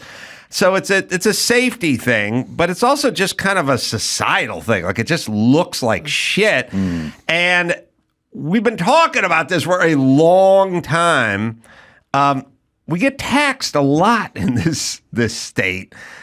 Can we just bury them? Yeah. Let's just put them in the ground. Let's stop having all these conversations about replacing poles and this, that, and the other. It's like it's an aesthetic, gross nightmare. My question when it first happened was, why did that never happen? Why? And this answers the question. There's a big problem that they could have retrofit, even though it wouldn't be buried, which I would think that the people, the taxpayers in that area would decide to bury it. Well, this is sort of what we're talking about, which is the politicians, Sidney Nutjob we just saw, and Karen Bass. This isn't something they're interested in. They're not interested in it. It's not sexy. It's not fun. They don't get to accuse people of being racist. It's nothing they're interested in. Mm-hmm. Like, honestly, I am interested in it. So if I was a politician, I wouldn't do the racial hustling. I'd be a dog with a bone and burying these wires. That's all I would talk about. They are a bunch of dingbat chicks who have no interest in this. So, of course, we don't get the wires buried. And we have a bunch of politicians that are much more interested in saving the milk thistle weed than we do burying the wires. I'm glad you mentioned her. They don't care. Karen Bass, the LA Times. Yeah, this is the thistle, if you could see there on the screen. Yeah, it's pretty, I paid on one of those. Later on, it'll dry up and catch on fire. Exactly so right. The LA Times owner says endorsing Karen Bass was a mistake due to incompetence. So that's just going along with what you're talking about, that, the LA Times kind of took back their endorsement of Karen Bass a little bit too late. And a strange thing, Rick Caruso, all his buildings are alive and well. Because he got his own private fire detail, or he built them a certain way? Well, they had it built a certain way, and they also sprinkler systems that engage during this thing. So that's built a certain way. His shopping center is fine. Yeah, well, that guy wanted to be mayor. So basically, we had a choice, so we're there now. Are we going to be a pragmatic society, or are we going to be an emotional society? And we had a choice a couple of years ago. What was the mayoral thing, Dawson? I mean, 2 years? Yeah, 2 years ago. 2 years ago? Yeah. We had a choice. And one road led to pragmatism. And I'm not even assigning a values judgment to this. It's just one was, I'm super pragmatic. Most women I've been with have been less pragmatic and more emotional, which is better for certain things. You know, they're better huggers. But I've always been pragmatic. I'm more pragmatic than most guys I know. I'm super pragmatic. I always have been. It's not even I'm not bragging. I'm just saying that's how I'm wired. Real nuts and boltsy. I used to be a builder, so that's kind of my background. And women are wired a different way. Okay. So 2 years ago, we got to a fork in the road. One was a pragmatic fork, and the other was a more emotional, feel-good, vibes-based, whatever fork. And we, because we're LA and we're California, are not wired for pragmatism, so we went down the emotional road. Karen Bass gave a speech a couple of years ago in front of the big swinging in front of the Democratic whatever party, explaining that. And Dawson, I think we looked for this and we could never find it because they scrubbed it. They wouldn't put it there. But she was explaining that the homeless problem was caused by income inequality, which is batshit crazy. It's basically Elon Musk took all the money, and now we have people rolling around in their own shit on the streets of downtown Los Angeles. It has nothing to do with income inequality, but she's basically a communist, and she's emotional, she's non-pragmatic, and she thinks that way. Rick Caruso would have taken a different path to getting rid of the homeless because he's a pragmatic person, but we didn't want that. We didn't want that. We wanted the emotional part. The emotional part goes nowhere and leads nowhere. Just you feel good that you voted for the person that feels good and it's more emotional and everything else. Meanwhile, 2 years in, more homeless, $24 billion down the fucking drain. Now, what does it take to get from emotional to pragmatic? And the answer is your fucking house burning to the ground. Yeah. That's what does it. It's you getting stabbed by a junkie. It's your daughter getting shot at work on Melrose Boulevard. That gets you from emotional and hypothetical and fantastical to super pragmatic. And that's so now that everything is burnt to the ground, we may be ready for something a little more pragmatic and a little less good vibesy. Yeah, might bring change. It might. Just might. Well, they need some change because it's beyond the brink. Data shows the LA Fire Department among the most understaffed in America.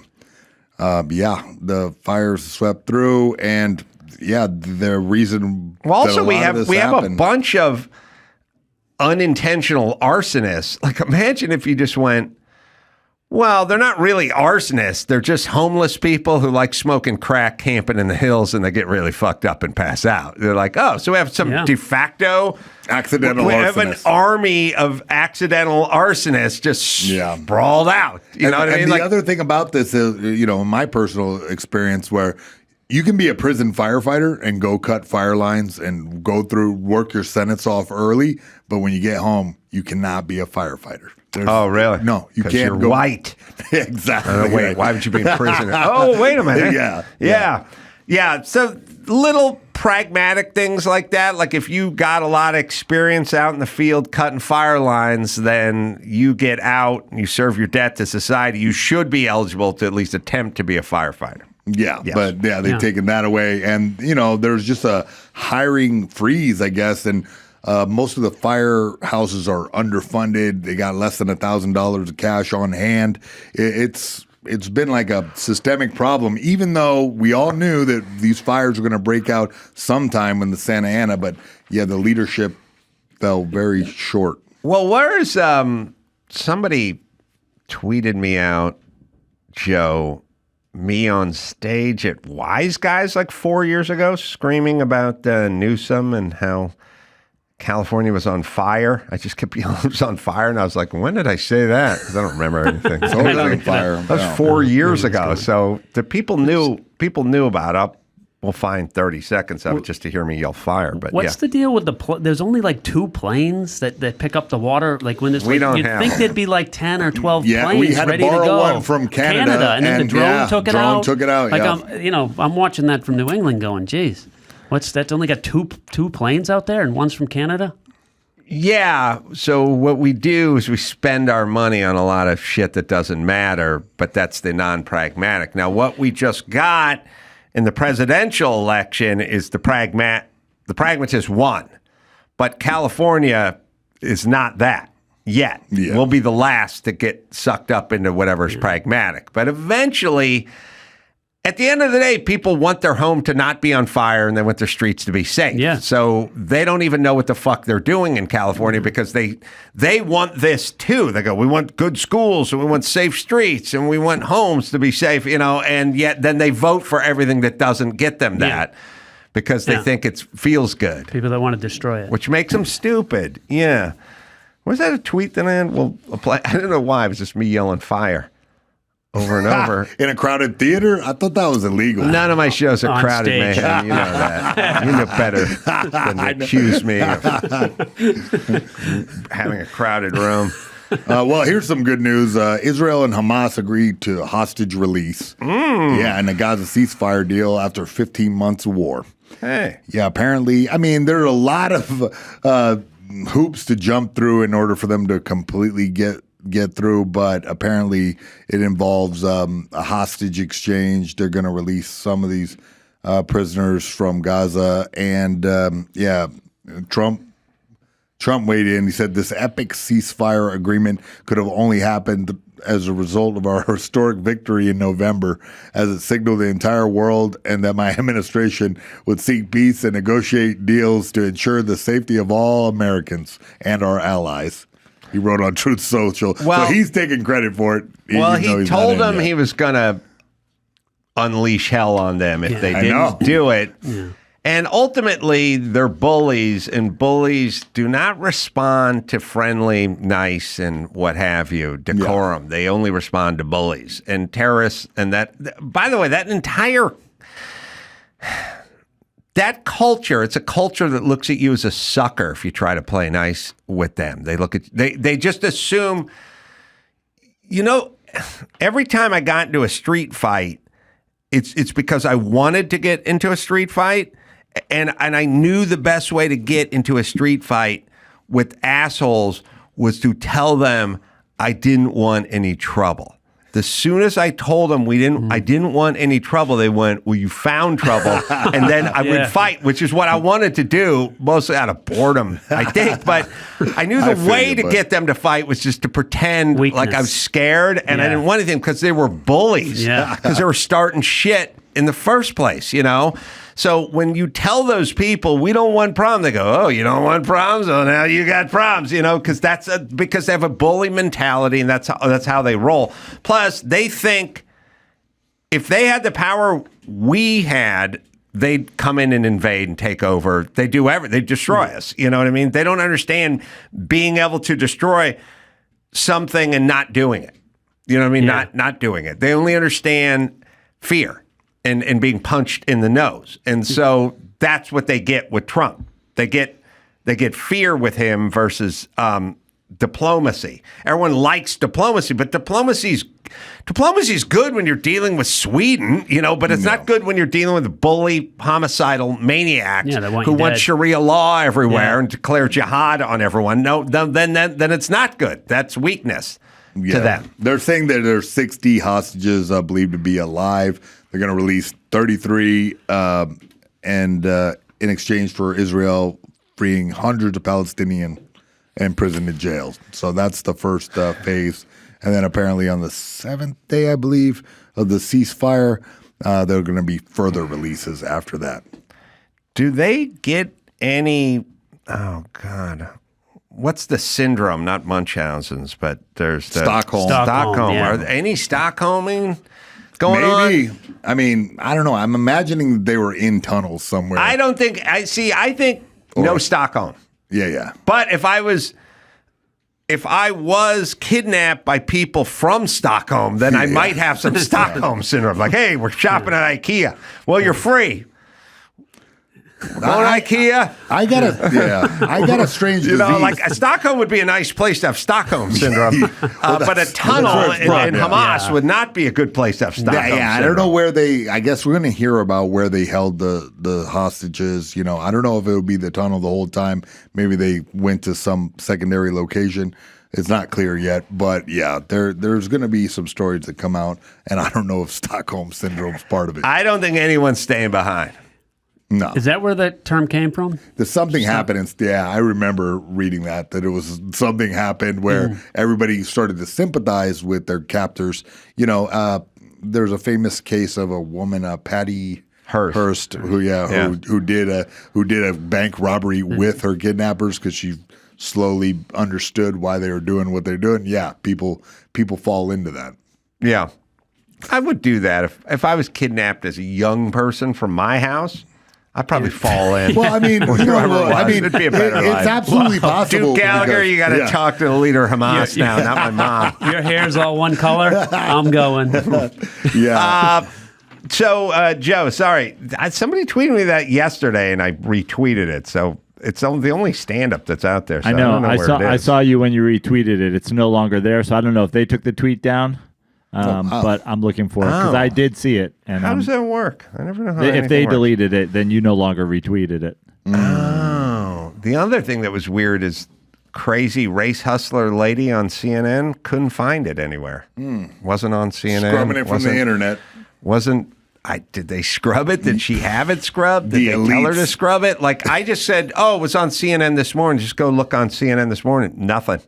No trace anywhere. They found it on Fox because Fox records CNN for these nut job bitches so they can make fun. That's all. I fully believe 80% of the View watchers are just Sean Hannity, and the rest of Fox guys just watching it, going, "Oh my God, can you believe how fucking dumb that's?" All right, play it. Yeah, save that. Yeah, I think I now think it's people just watching it to make fun of them at this point.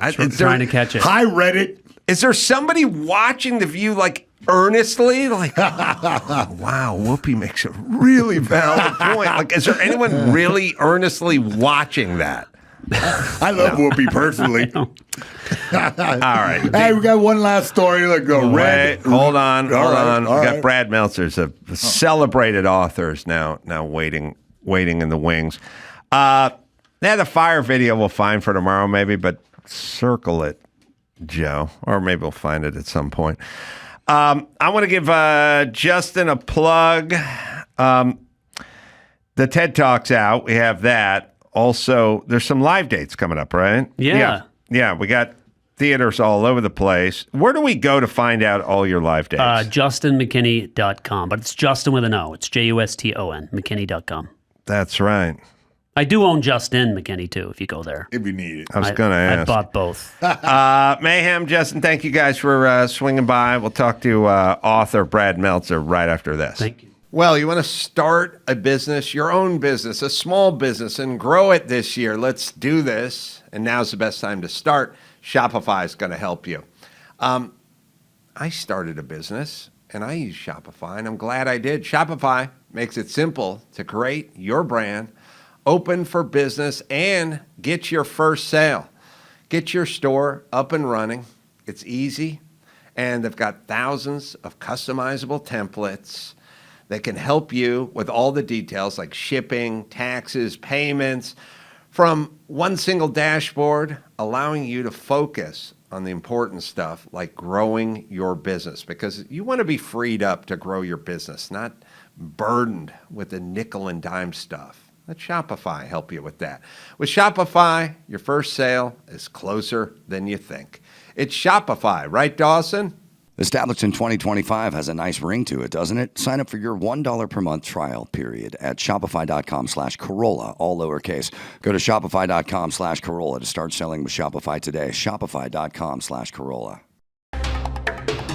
In the spirit of Murrow, Jennings, Cronkite, here's another great moment in local news. I get it. I'm not naive. I get the California derangement syndrome. I've been living with that for years and years. New scum. the same 7th grade. I remember the guy on Baltimore Avenue that called me new scum. I was in 7th grade. I can handle that. We'll leave that aside. That's a great moment in local news. Now, back to the Adam Carolla Show. Brad Meltzer has joined us once again. 7th appearance as I look down on my piece of paper. I knew you'd been on a lot, Brad. I didn't know it was that many times. God bless. New book, The JFK Conspiracy, The Secret Plot to Kill Kennedy, and Why It Failed. Good to see you, Brad. Good to see you, Pam. I've been thinking about you a fair bit lately because all the fires out here. And I know one thing I remember us talking about is that you were recruited by the Department of Homeland Security to sort of brainstorm of ways terrorists might attack us. And then I started thinking about that old World War II Japanese plot of sending up incendiary balloons and having them fly over the Pacific Northwest and come down and start fires. And use all our resources and our time and our energy trying to put out our own fires versus attack them. But the more, and then I started hearing about arsonists everywhere in Los Angeles. And then I realized, well, in terms of terrorist plots, this isn't a bad way to go. Well, listen, when we would sit in that room, there were worse ideas presented than that. And if I were watching and I were a foreign country right now, I mean, it's heartbreaking what I see there, right? And all the resources, all the stuff, all the confusion, all the misinformation. But again, you got to look at facts. I mean, that is at the end of the day, when we would sit in that room and just, they would give us a city like Los Angeles, like New York. And I remember when they called me, I'll never forget when they called me and said, we want you to come in and brainstorm different ways for terrorists to attack. My first thought was, if they're calling me, we have bigger problems than anybody thinks, right? Like, if you think we're screwed now, like you're calling a fiction writer, a guy who does history for a living, but it actually, it's not stupid. It's a good idea if you want out of the box thinking from the government. Take people out of the government and let them come up with their crazy ideas. And we came up with crazy ass stuff, but again, ones that were worse than that.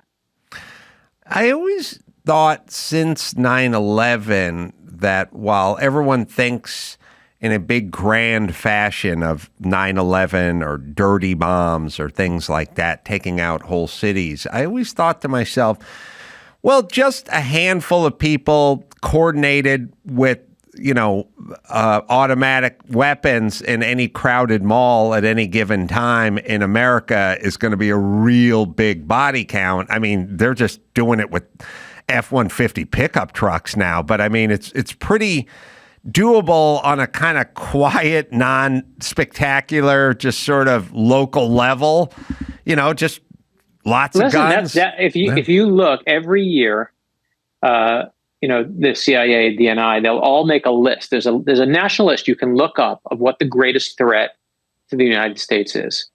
And obviously during the Cold War, we'd say it was Russia with these big countries. You had to have, a whole mass of things. And then after 9/11, for many years, it was an individual person with purpose and a belief that they are the one who can change the world. That was a bigger threat than an entire foreign country because, of course, as you saw with 9/11, a small group of people who were zealots for something could do maximum damage. The thing that's crazy about the government, if you really want to get into this conspiracy side of it, is that if you look at last year, so at 9/11, after 9/11, we put that up, and then we started making people take their shoes off in the airport, and you had to go through. We have this whole system of TSA to fight that threat. And right now, if you want to know the greatest threat, it's not that individual group anymore, though, Adam. It's actually China. It's actually big countries again. And we are still, 20-something years later, still focused with all of our money and billions of dollars on TSA and making us take our shoes off. We haven't changed our defense at all, even though the offense moves have changed. That's the scary thing right now in security. How much of it is a sincere belief in stopping terrorism versus a kind of chew toy for the masses to satiate, like I feel like we're doing something. There's no real practical application. I mean, in the sense that I get what you're saying. Yeah. I mean, the truth is, I think it's different than that. I think it's just, the government is like a cruise ship. You can't make it turn 90 degrees. It only turns 2 or 3 degrees. So it should change. People who really care about this want this to change, but you would have to pass laws. You have to take billions of dollars and say, we're going to take it away from this thing and give it to this thing. And we can't, our government has said, it's not doing that. It will not do that. And so we are stuck with this terrible defensive system and a whole new offense coming at us. The book, getting back to Kennedy, which seems like he's had quite a renaissance these days. I've been around long enough to hear about it, and then kind of conspiracy theories, and then it just kind of went dormant for a long period of time. And now it's back. And it may also sort of piggyback on UFOs and what else is the government, now we're open to the government hiding stuff for us. So if they're going to hide stuff from us, why not this as well? And now you have Robert Kennedy Jr. on there talking about, he doesn't think, he thinks the CIA is involved, and just Joe Rogan or whomever, like it's kind of back. Maybe they'll release some of these documents that formerly we couldn't see. Let's talk about that. But you want to know why he's absurd? Let me tell you, let's start with who killed Kennedy, and then we can talk about the plot that we're talking about. And this is why what you're talking about is, if you look who killed Kennedy in the 60s, right when it happened, we said it was Cold War. So it was our great enemies at that time. It was the Soviet Union. It was the Cubans who did it. And then Watergate happens. And, Nixon's there, and mistrust and distrust for the government goes to all-time highs. Who killed Kennedy? Inside job. Our own government did it. CIA, LBJ did it. And then you look in the 80s and the Godfather movie peaks. Those movies peak. Who killed Kennedy? The mob. Right. So if you want to know who killed Kennedy, it's decade by decade, whoever America's most afraid of at that moment in time. And Kennedy's become that, he's the first celebrity president. And I'm not talking about famous. I'm talking about that Hollywood celebrity thing, right? He's not Lincoln or Truman waving off a train. He's selling a lifestyle, the beautiful wife and the beautiful life. And he's got the perfect hair, and he's got the multiple houses. And, we've been chasing that. When he died, we've been chasing that. And for some people, it's Reagan.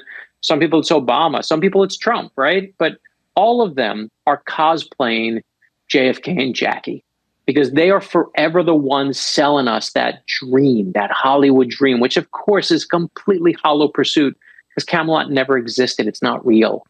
But boy, at a time like this, when we're worried, especially when we're worried about the government, Kennedy goes up. Watch it. You can always see it.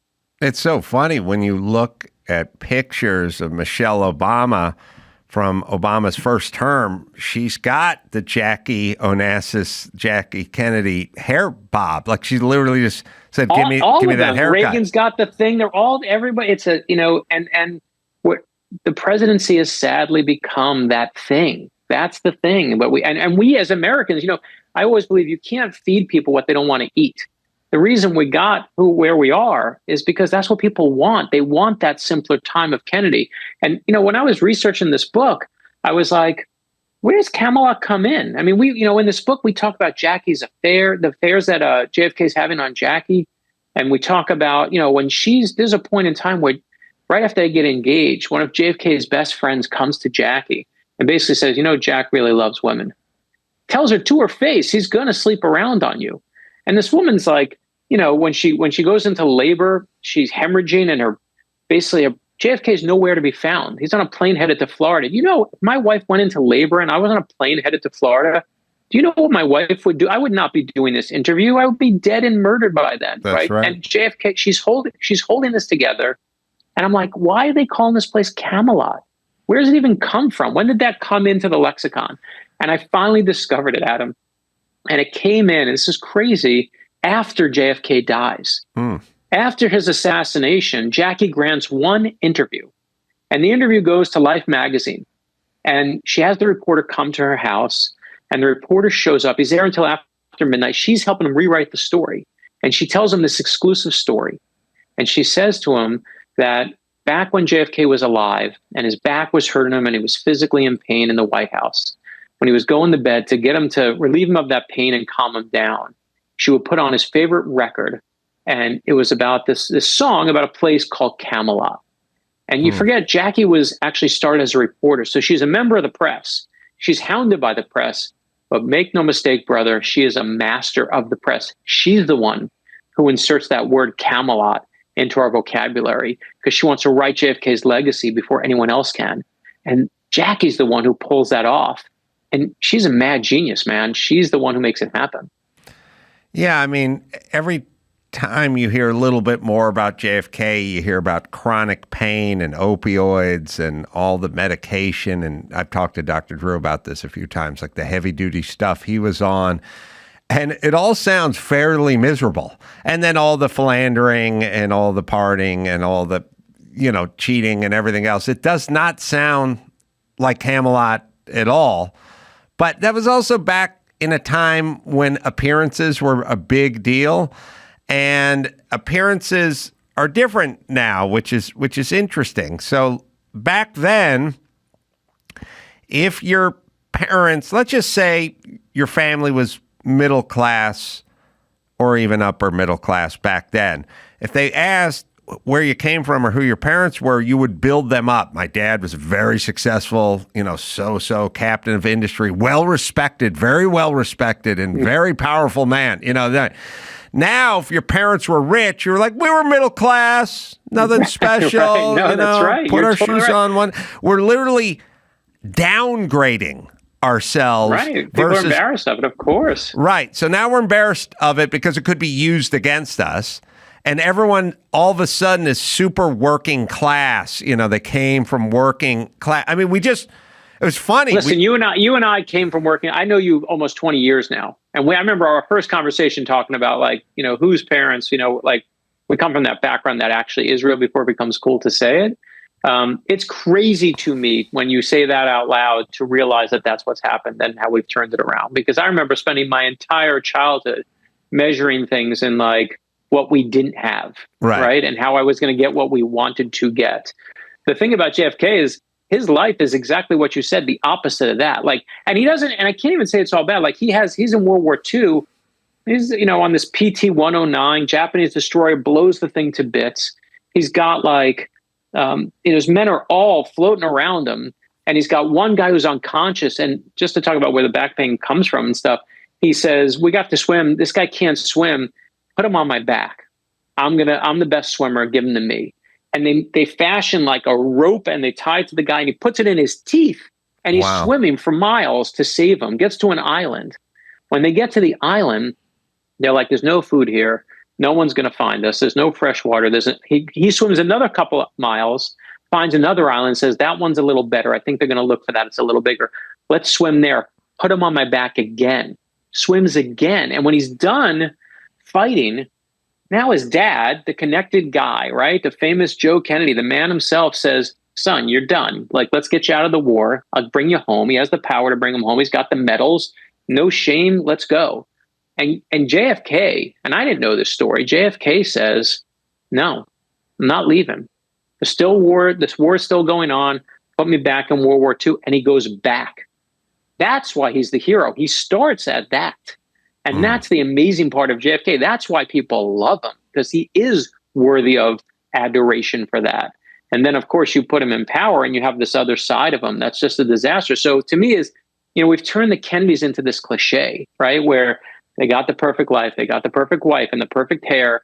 But is he good and a World War II hero who took us to the moon? Is he a reckless husband who's bad?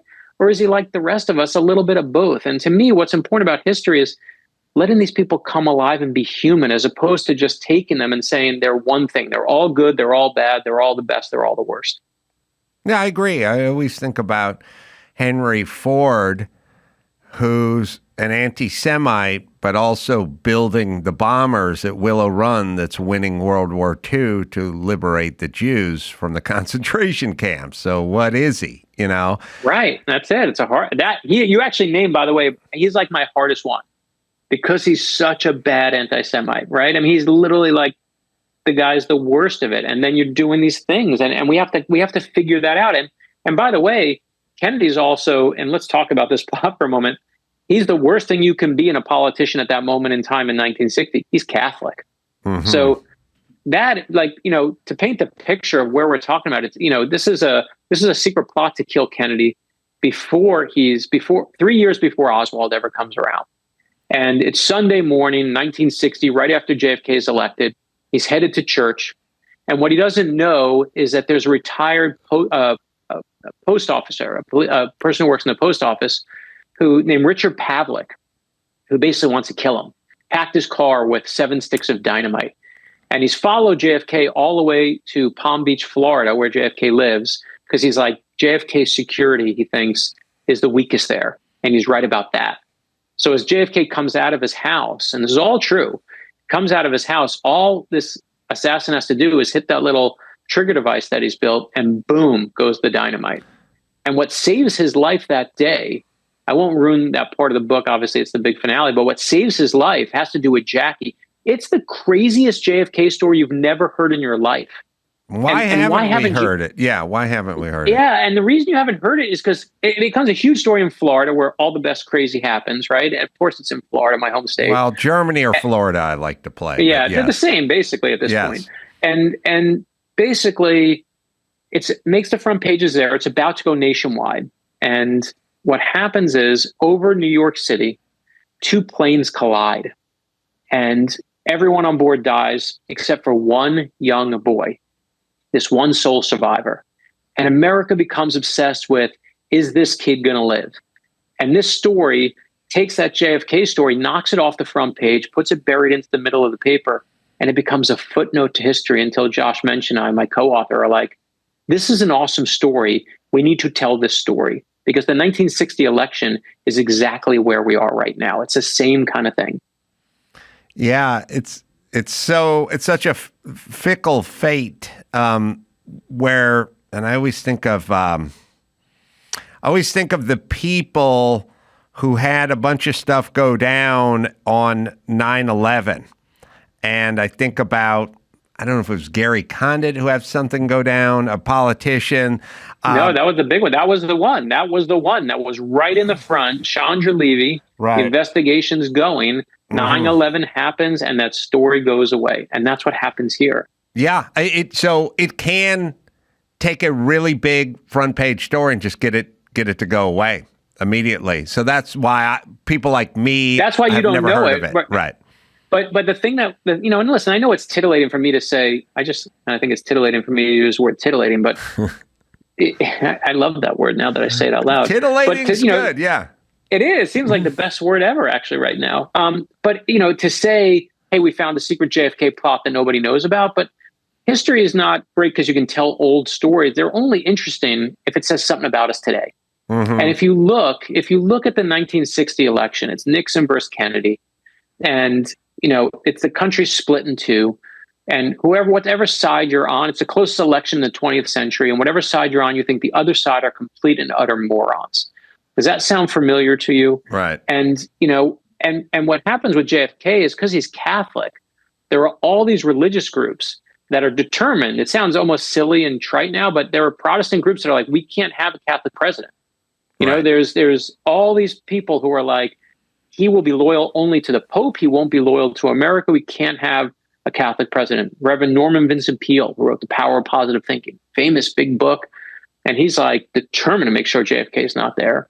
And at the same time, you got the Ku Klux Klan, who has a resurgence, because they're like, you know what? We were making money hating black people, but in the 1920s, they realized they can get more money and they can, you know, expand their kind of circle of hate and get better dues if they start hating more people. So they start hating the Jews and they start hating immigrants, and they see JFK as an Irish Catholic immigrant. They're like, we cannot let an Irish Catholic immigrant and his family that came over be the president of the United States. And when you put that stuff out there, man, it activates people. And this guy, Richard Pavlik, who worked at the post office, he puts the postal in the post office. He gets activated, man. And he's like, I got to do my thing as an American. And JFK is not getting in office. And he puts those sticks of dynamite in his car and gets right there. He's not in the car when he's blowing it up, I'm assuming. He's in the car. Oh, he's he in is. the car. Yeah, he has a trigger device. He writes the goodbye letter, says, I'm never coming back. He knows what he's doing. And he is truly, in fact, the Secret Service at the time said that, according to them, the head of the Secret Service, he's never had a closer call to a sitting president than this with JFK, which of course makes you go like, well, then 3 years later, if you saw how close someone could get, what are you doing with that bubble off the car in Dallas? You know, it begs all these other questions, and it makes me realize that where we are right now, you know, that's where we were in the 60s, right? And JFK, guess what happened? Another guy came, right? More people came and said, I want to do this. Right. If you look at Trump, who just had two attempts on his life, I went to the Secret Service and I asked him, I said, tell me about the people who kill presidents. And they said to me, you can divide them into two categories. There's hunters and there's howlers. And a howler makes a lot of noise. They howl. They say, I'm going to get that president. I hate that guy. I'm coming for you. But they rarely take action. They're like all talk and no bite. But hunters are very different. And hunters, they don't make a sound at all. They don't tell you they're coming. But those are the ones who pull the trigger. And if you look through history, from the four men who successfully have assassinated a president, from Abraham Lincoln to JFK, all four of them are hunters. And I hate to say it, but we're going to see it happen again. Someone's going to try, because you can't hold yourself out as being the best fighter and not expect someone to come and try and throw a punch back. And it's sadly just the state of where we are right now as a culture. I hear discussions of drones as, sort of a point of vulnerability for assassinations and these sorts of things. I mean, just because it collapsed all of New Jersey and the tri-state area in 2 days. Yeah, I mean, it was how crazy was that? A couple of guys are flying drones, and literally, you think New Yorkers can handle anything? And I have friends who are calling me "What's up with the drones, Meltzer?" And I'm like, "What do you think?" I mean, just because I'm I love history, that I know every crazy thing out there, but I was literally "What's up with the drones, man?" I was in. Well, I mean, you think about rooftop and assassins and, car bombs and stuff that can kind of be swept, but drones adds another dimension that makes it difficult. Also, I think in terms of us, whether it's the TSA or whether it's the Secret Service, we're always kind of one step behind. You guys do something and then we acclimate and we stop. We go, okay, this is never going to happen again. But then they're on to the next thing. You know what I mean? It's like that moment in GARP, when the plane hits the house. Right. And then they say, well, take it. What's the odds of that ever happening again? Right. So we do a lot of that. And now we just announce things are unacceptable, which is always funny to me. Yeah. But I have heard people I trust talking about drones, and that seems to me, and I guess Ukraine and all the war stuff and how they're being weaponized and implemented and so on and so forth. That does seem like a new option that is going to confound the Secret Service. Well, the thing that confounds the Secret Service is that you're not fighting a country that has a tactic. Mm-hmm. You're fighting an individual, and every one of them has an unheard of, not before seen, nobody knows about new tactic, and you got to be ready. Right. And you're exactly right. I mean, a drone or a technology you don't even think of yet. Something that you put in the each time we have this, a new thing is when we get a new level of there was a point where it was during World War II with FDR, where he had his Secret Service guy basically was like, you know what? They're going to poison his food. He's seen a couple of people be poisoned, and he's the one who instituted, we're going to have someone taste the president's food and make sure that it's safe. And so then you put that level in. Same thing with 9/11, right? You shoe bomber comes, we take off our shoes. It's all very reactive, and you're trying to anticipate what can't be anticipated because it's just some crazy person's idea. It's also... Yeah, I think back, you think about Reagan getting shot in the street, and you think about more recently the poor fella who's running the insurance company getting assassinated in New York. And so people have these cries where they go, where was his security? He should have had security. And now the other CEOs of these companies, insurance companies, and probably Nabisco and beyond, they're going to have security. Okay. No, their pictures came off the websites that day, right? Right. All right. You saw what happened, reactive. But my feeling is you got some guy who's hanging out in Hawaii. By the way, the guy who killed John Lennon was hanging out in Hawaii too before he came back to New York and killed John Lennon up the street from where this guy was killed. But all right, so let's just say this guy who runs the health insurance company hires a couple of guys who played college ball, big brothers, to walk next to him when he's walking down Manhattan, which he would have had. You can still come up behind him and just shoot him in the back like he did. The gun, of course, because you're in New York City, and eventually, here's the other part. You know, I study this a lot for my books. You know, that there's obviously all the stuff you can do defensively in what they call things, right? Like you can, when the president goes into a hotel room, the Secret Service wheels in bulletproof glass to put up against the big window, so no one can say, "Oh, he's going in that thing. We know where the president's suite is. Let's go to the building across the way and shoot him." Right? They have all these things, and we can build all the defenses for things. But what you can't build defenses are just human nature, right? It's just human nature. So there was a point in time where when I was looking into it, they would say, you have all these generals who are surrounded with great, they have bodyguards, they have this, they have all this stuff. But you know how we were raiding and getting into their phones? Eventually they would go through their kids' phones because their kids just want to download some stupid app, and dad doesn't want to put an encryption device on their kid's phone. So they're just like, fine, here, just take the app. And they're still a dad. So at some point, that's the weak point, right? The weak point is always where you're a human being. And at some point, that poor guy who was shot in New York City was just like, I just want to go out for a walk, man. It's early in the morning. I just want some fresh air. I want to be out of this hotel room. And he's just being a human being. And as long as those moments exist, you're going to have problems like this. So what's your prediction with Trump and assassinations? And I mean, like you said, there's already been 2. They seemed, the scary part is they seem pretty haphazard and kind of unprofessional and low grade, and both may have worked and almost worked and could have worked, which is right. The scary part. The first one you got. I mean, he is obviously more. The second guy's just hiding in a bush on the golf course. Secret Service, to me, they catch him, they get him. He doesn't get the shot off. Like that's the job, right? The sad part is, I think whoever won, and I don't say this about whether it's Trump, whether it's Kamala, whoever was going to win is going to face someone who's coming to take a shot. It's just, you can't have the country there's a reason why Abraham Lincoln is killed when he's killed. It's a civil war, right? Half the country hates you. And when all that venom goes out there, people just go, I got an idea. And there's a reason why JFK in that close 1960s election, where the country's split down the middle and they're just venomously saying, get that Catholic out of there. He's going to ruin the country. Don't let him in. Someone takes, a number of people take shots. And it's here we are again in this divided country. And it's sad to say, but I just think it's a matter of time until someone takes another shot. And I wish it weren't the case, but that's what happens when you're divided. And to me, it's a perfect thing to talk about JFK.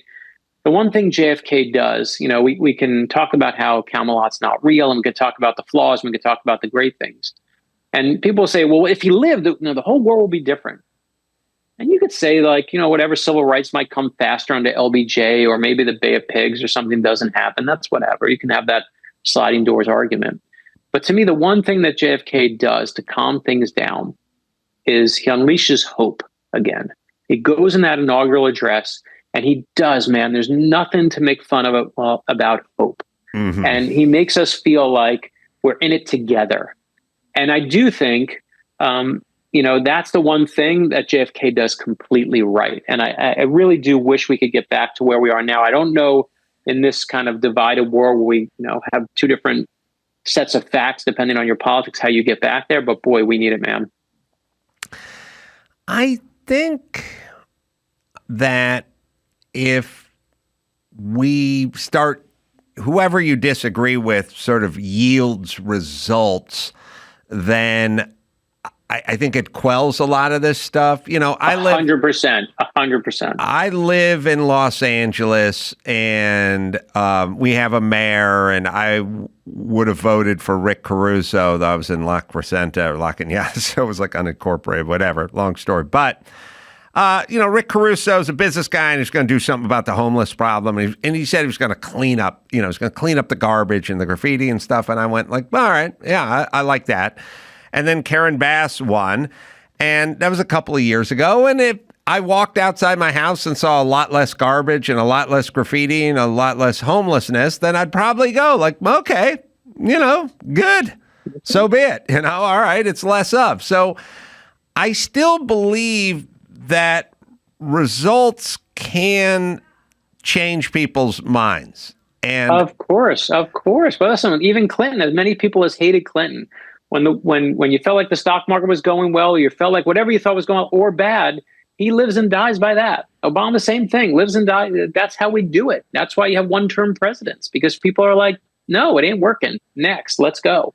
Yeah, so I'm hoping that when, you know, it's like a lot of people fled Los Angeles and went to Florida. And then a lot of those people would have been pretty Democratic people historically.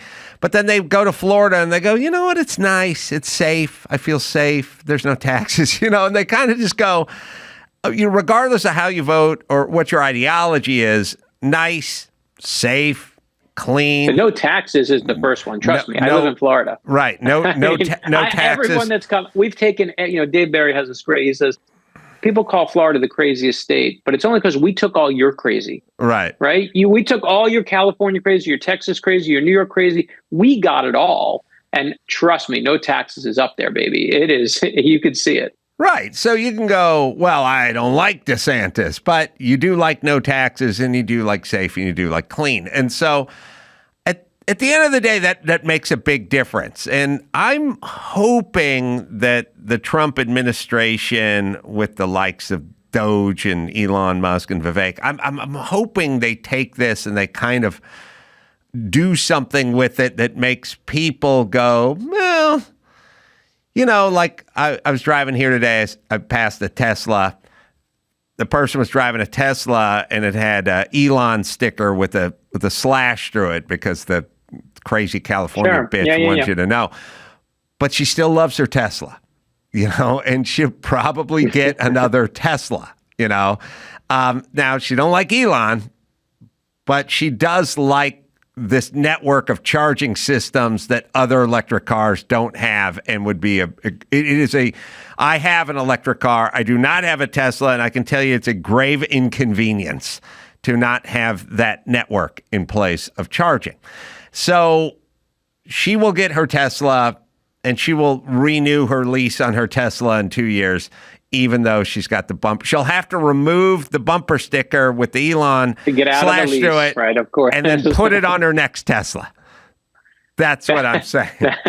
I'm not even. Well, it is ecologically friendly to do it that way. So I think that's probably right. That's going to be the way it's done. and ultimately, people are pragmatic, even if they talk about this and they talk about that, but they really want clean and safe. All politics is local, right? It's all local. It's what affects you at home. That's it. That's how we've always done it. And I think in a strange way, that's what, you know, there's the Kennedys represented for people. You know, they were that last bit of the 50s coming to the 60s. Right. And you had, it was when this word teenager exploded, because what you had happen, if you look at the time, it used to be like you were saying before, I should have brought this up, I forgot it, is there was a point where when you were younger, what your dad did, you then did, right? Your dad's a carpenter, you take over the carpenter business. Your dad's a butcher, you're the butcher. Like, and then what happened is people moved to the suburbs. And as the 50s became the 60s, they started going to better schools than they had where they were. And when you give the people better schools and places to live there, guess what happens? They don't want to be the butcher. They don't want their dad's job. And they want to have their own version of their own future. And Kennedy represents that hope of like, you know what? Not Eisenhower anymore. I'm going to be my own future, my own person, my own, not my mom and dad's president. Here I am. Mm-hmm. And when we look back, boy, we have been chasing that simplicity of what he represents, that transition. Whether it was real or not, we don't care. We just want it. Is the, just for recollection, Kennedy's PT boat was hit by a Japanese destroyer, or that's the thing is shot by a Japanese destroyer? It came up under the boat. Oh, it like comes up. I think it comes up and hits it. We don't know. No one knows to this day. I don't know if it was rammed on purpose or it just came up and hit it because it was too small. It wasn't shot upon. It was hit physically by the boat. And then the boat is, the PT-109 is just so much smaller and it just shatters. One guy's unconscious. Everyone else, there's a couple obvious people who die, but it's the guy saying, put him on my back because I'm the best swimmer and then do it again. It's a hell of a story, man. It's an unbelievable moment. I think Joe can look this up. I think PT boats were made out of plywood. Yeah, I think they are wood. Because he takes the planks, because the only thing that saves the guy who's unconscious is the wood floats. And so they fashion this like floating device for him. They don't have life preservers then. And they're God knows where they are. And he's holding on to this. They put a string around it. He puts the string in his teeth. And that's how he saves the guy's life. It's unbelievable. Okay. It says here they were made of plywood, but they were actually made of mahogany planks with a layer of canvas in between. But anyway, the point is wood, which is weird because we didn't have a lot of wooden boats back then. And I watched enough McHale's Navy to know the difference between steel and mahogany planks. Probably using my old carpenter days, shiplap. Not TNG, but shiplap, which is what they put on. Shiplap is now what you put in a fancy house on the ceiling.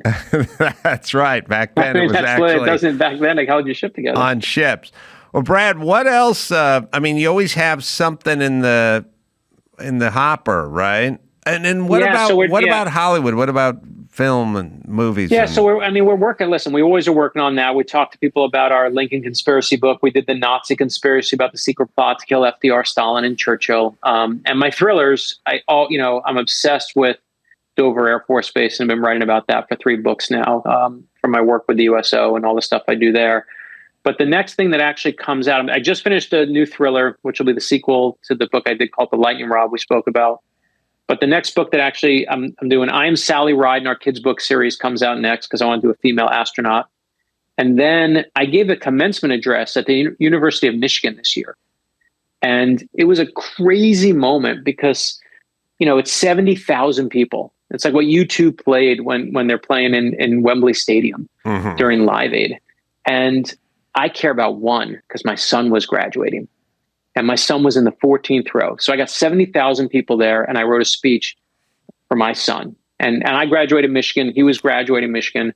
And it's the middle of all the protesting. So you have all these Palestinian protesters are coming down the field. They're marching 8 minutes before I go on. They're marching to the 50-yard line. The whole thing's going to crap. It's one of the first graduations of the summer of the season. So I'm sitting next to the president of the university, and he says to me, "Why aren't they pushing him back?" And I'm like, "You're the president. Push him back and look whatever you're doing." And they wind up 8 minutes before I go on. The police come in and move him back 80 yards into the end zone. It's all overcast. The clouds part and sun comes out. My sister, who's in the stands, takes a picture of the sky and says to me, "Mom and Dad are looking out for you right now." And all the crap that was going on, all the dominoes were going this way. Suddenly it was like they got up and started going the right way. 8 minutes before I go on, I go and give this speech. And the speech is about how to make magic. And obviously real magic, doesn't exist, but there is magic in the universe. There are things you can't explain. And if you talk to magicians, they'll tell you that there are 4 types of magic tricks. You put aside escapes and you put aside, escapes, and you're left with 4 tricks. And the first one is you make something appear. The second one is you make something disappear. The third magic trick is you make 2 things switch places. And the fourth trick is you got to turn one thing into something else, the hardest trick of all, which is transformation. And I talk about how when I graduated Michigan, Desmond Howard had just won the Heisman Trophy. And I remember the speaker at the day at graduation said, "Is Desmond here?" And he stood up And he was like 10 rows away from me. And I remember looking at him being like, wow, there's my classmate. So excellent. Just right there. I'm so close to excellence. And I go through my whole speech, which is all about making magic and what you need to make appear in your life and what you need to make disappear in your life, like your fears, and how you have to make the two things that switch places are empathy. That's what empathy is, trying to look through someone else's eyes. And we could use empathy. We need that as a culture. And when I get to the end, I say every magician has another magic trick up their sleeves. I said, I still think about Desmond Howard 30 years ago when I graduated. So I want to do one more trick for you, ladies and gentlemen. Remember that magic is always not done for yourself. It's done for other people. Ladies and gentlemen, welcome my friend Desmond Howard. And 30 years later, Desmond Howard comes out on the stage and 70,000 people go bananas. And it is the craziest moment of my professional life. Like, I literally said, when you have 70,000 people, I know you've done big events, but like, I had to lean forward because I thought I was going to be knocked back on my ass. And JJ McCarthy and Blake Corum, I had them come out from our championship winning team. And the place explodes. And I'm screaming in the microphone because I can barely hear myself and I have access to 3 Jumbotrons. And when the speech is done, Adam, I've never had more people say to me, can I have a copy of that speech? I want to give that to my son, my daughter, my grandson, my kid. Please, please, please. I've written so many books. No one's ever asked me for the text to give away as a gift for like a legacy purpose. So in March, Make Magic, my new book, it's literally that speech that I gave, my commencement address, is coming out in book form. And that's the next book we're going to do. Oh, it's wonderful. Did Desmond do the Heisman pose? Well, that was the whole thing. He did the Heisman pose 30 years ago, and he came out, and he doesn't do it in between, and he did it again. Really? And when he did, I said, I remember he did the Heisman pose when he stood up, and then 30 years later, go look on YouTube, put my name in University of Michigan commencement, and you'll see him do it. And the place, I truly had to lean forward, and it was deafening. I've never in my whole life had an experience like it. It was standing in a hurricane. I don't want to shatter your dreams, but Desmond Howard does not do the Heisman pose anymore. The correct way. Unless he's at a Chili's on a Tuesday night and he's drunk, in which case he does it every single time. It is Chili's too for Taco Tuesday. So. That is. Well, Brad, always great to catch up with you again, my friend. I'm glad you're doing well. I look forward to the book coming out March. Come back and let's talk it up in March, because I was inspired just by the publishers, the Reader's Digest version. The Reader's Digest. I love you, man. Thanks for looking out for me in all these different genres I go to play in. Love you, Brad. All right. The JFK Conspiracy, the secret plot to kill Kennedy and why it failed. Brad Meltzer. Always good to see him. Juston McKinney, very funny stand-up. You can check his stand-up out at justonmckinney.com, all the live dates and all that. Me, Solana Beach, coming up Sunday. I'm going to be there with Jay Moore doing 2 shows. So come on out and say hi at the Belly Up. And then Covina, the Laugh Factory. Paul Rodriguez is going to be with me January 22nd. And Boca Raton on the January 30th, and then Naples and Naples and Naples. Go to adamcarolla.com for all the live shows. Until next time, Adam Carolla. For Mayhem Miller and Brad Meltzer and Juston McKinney saying mahalo.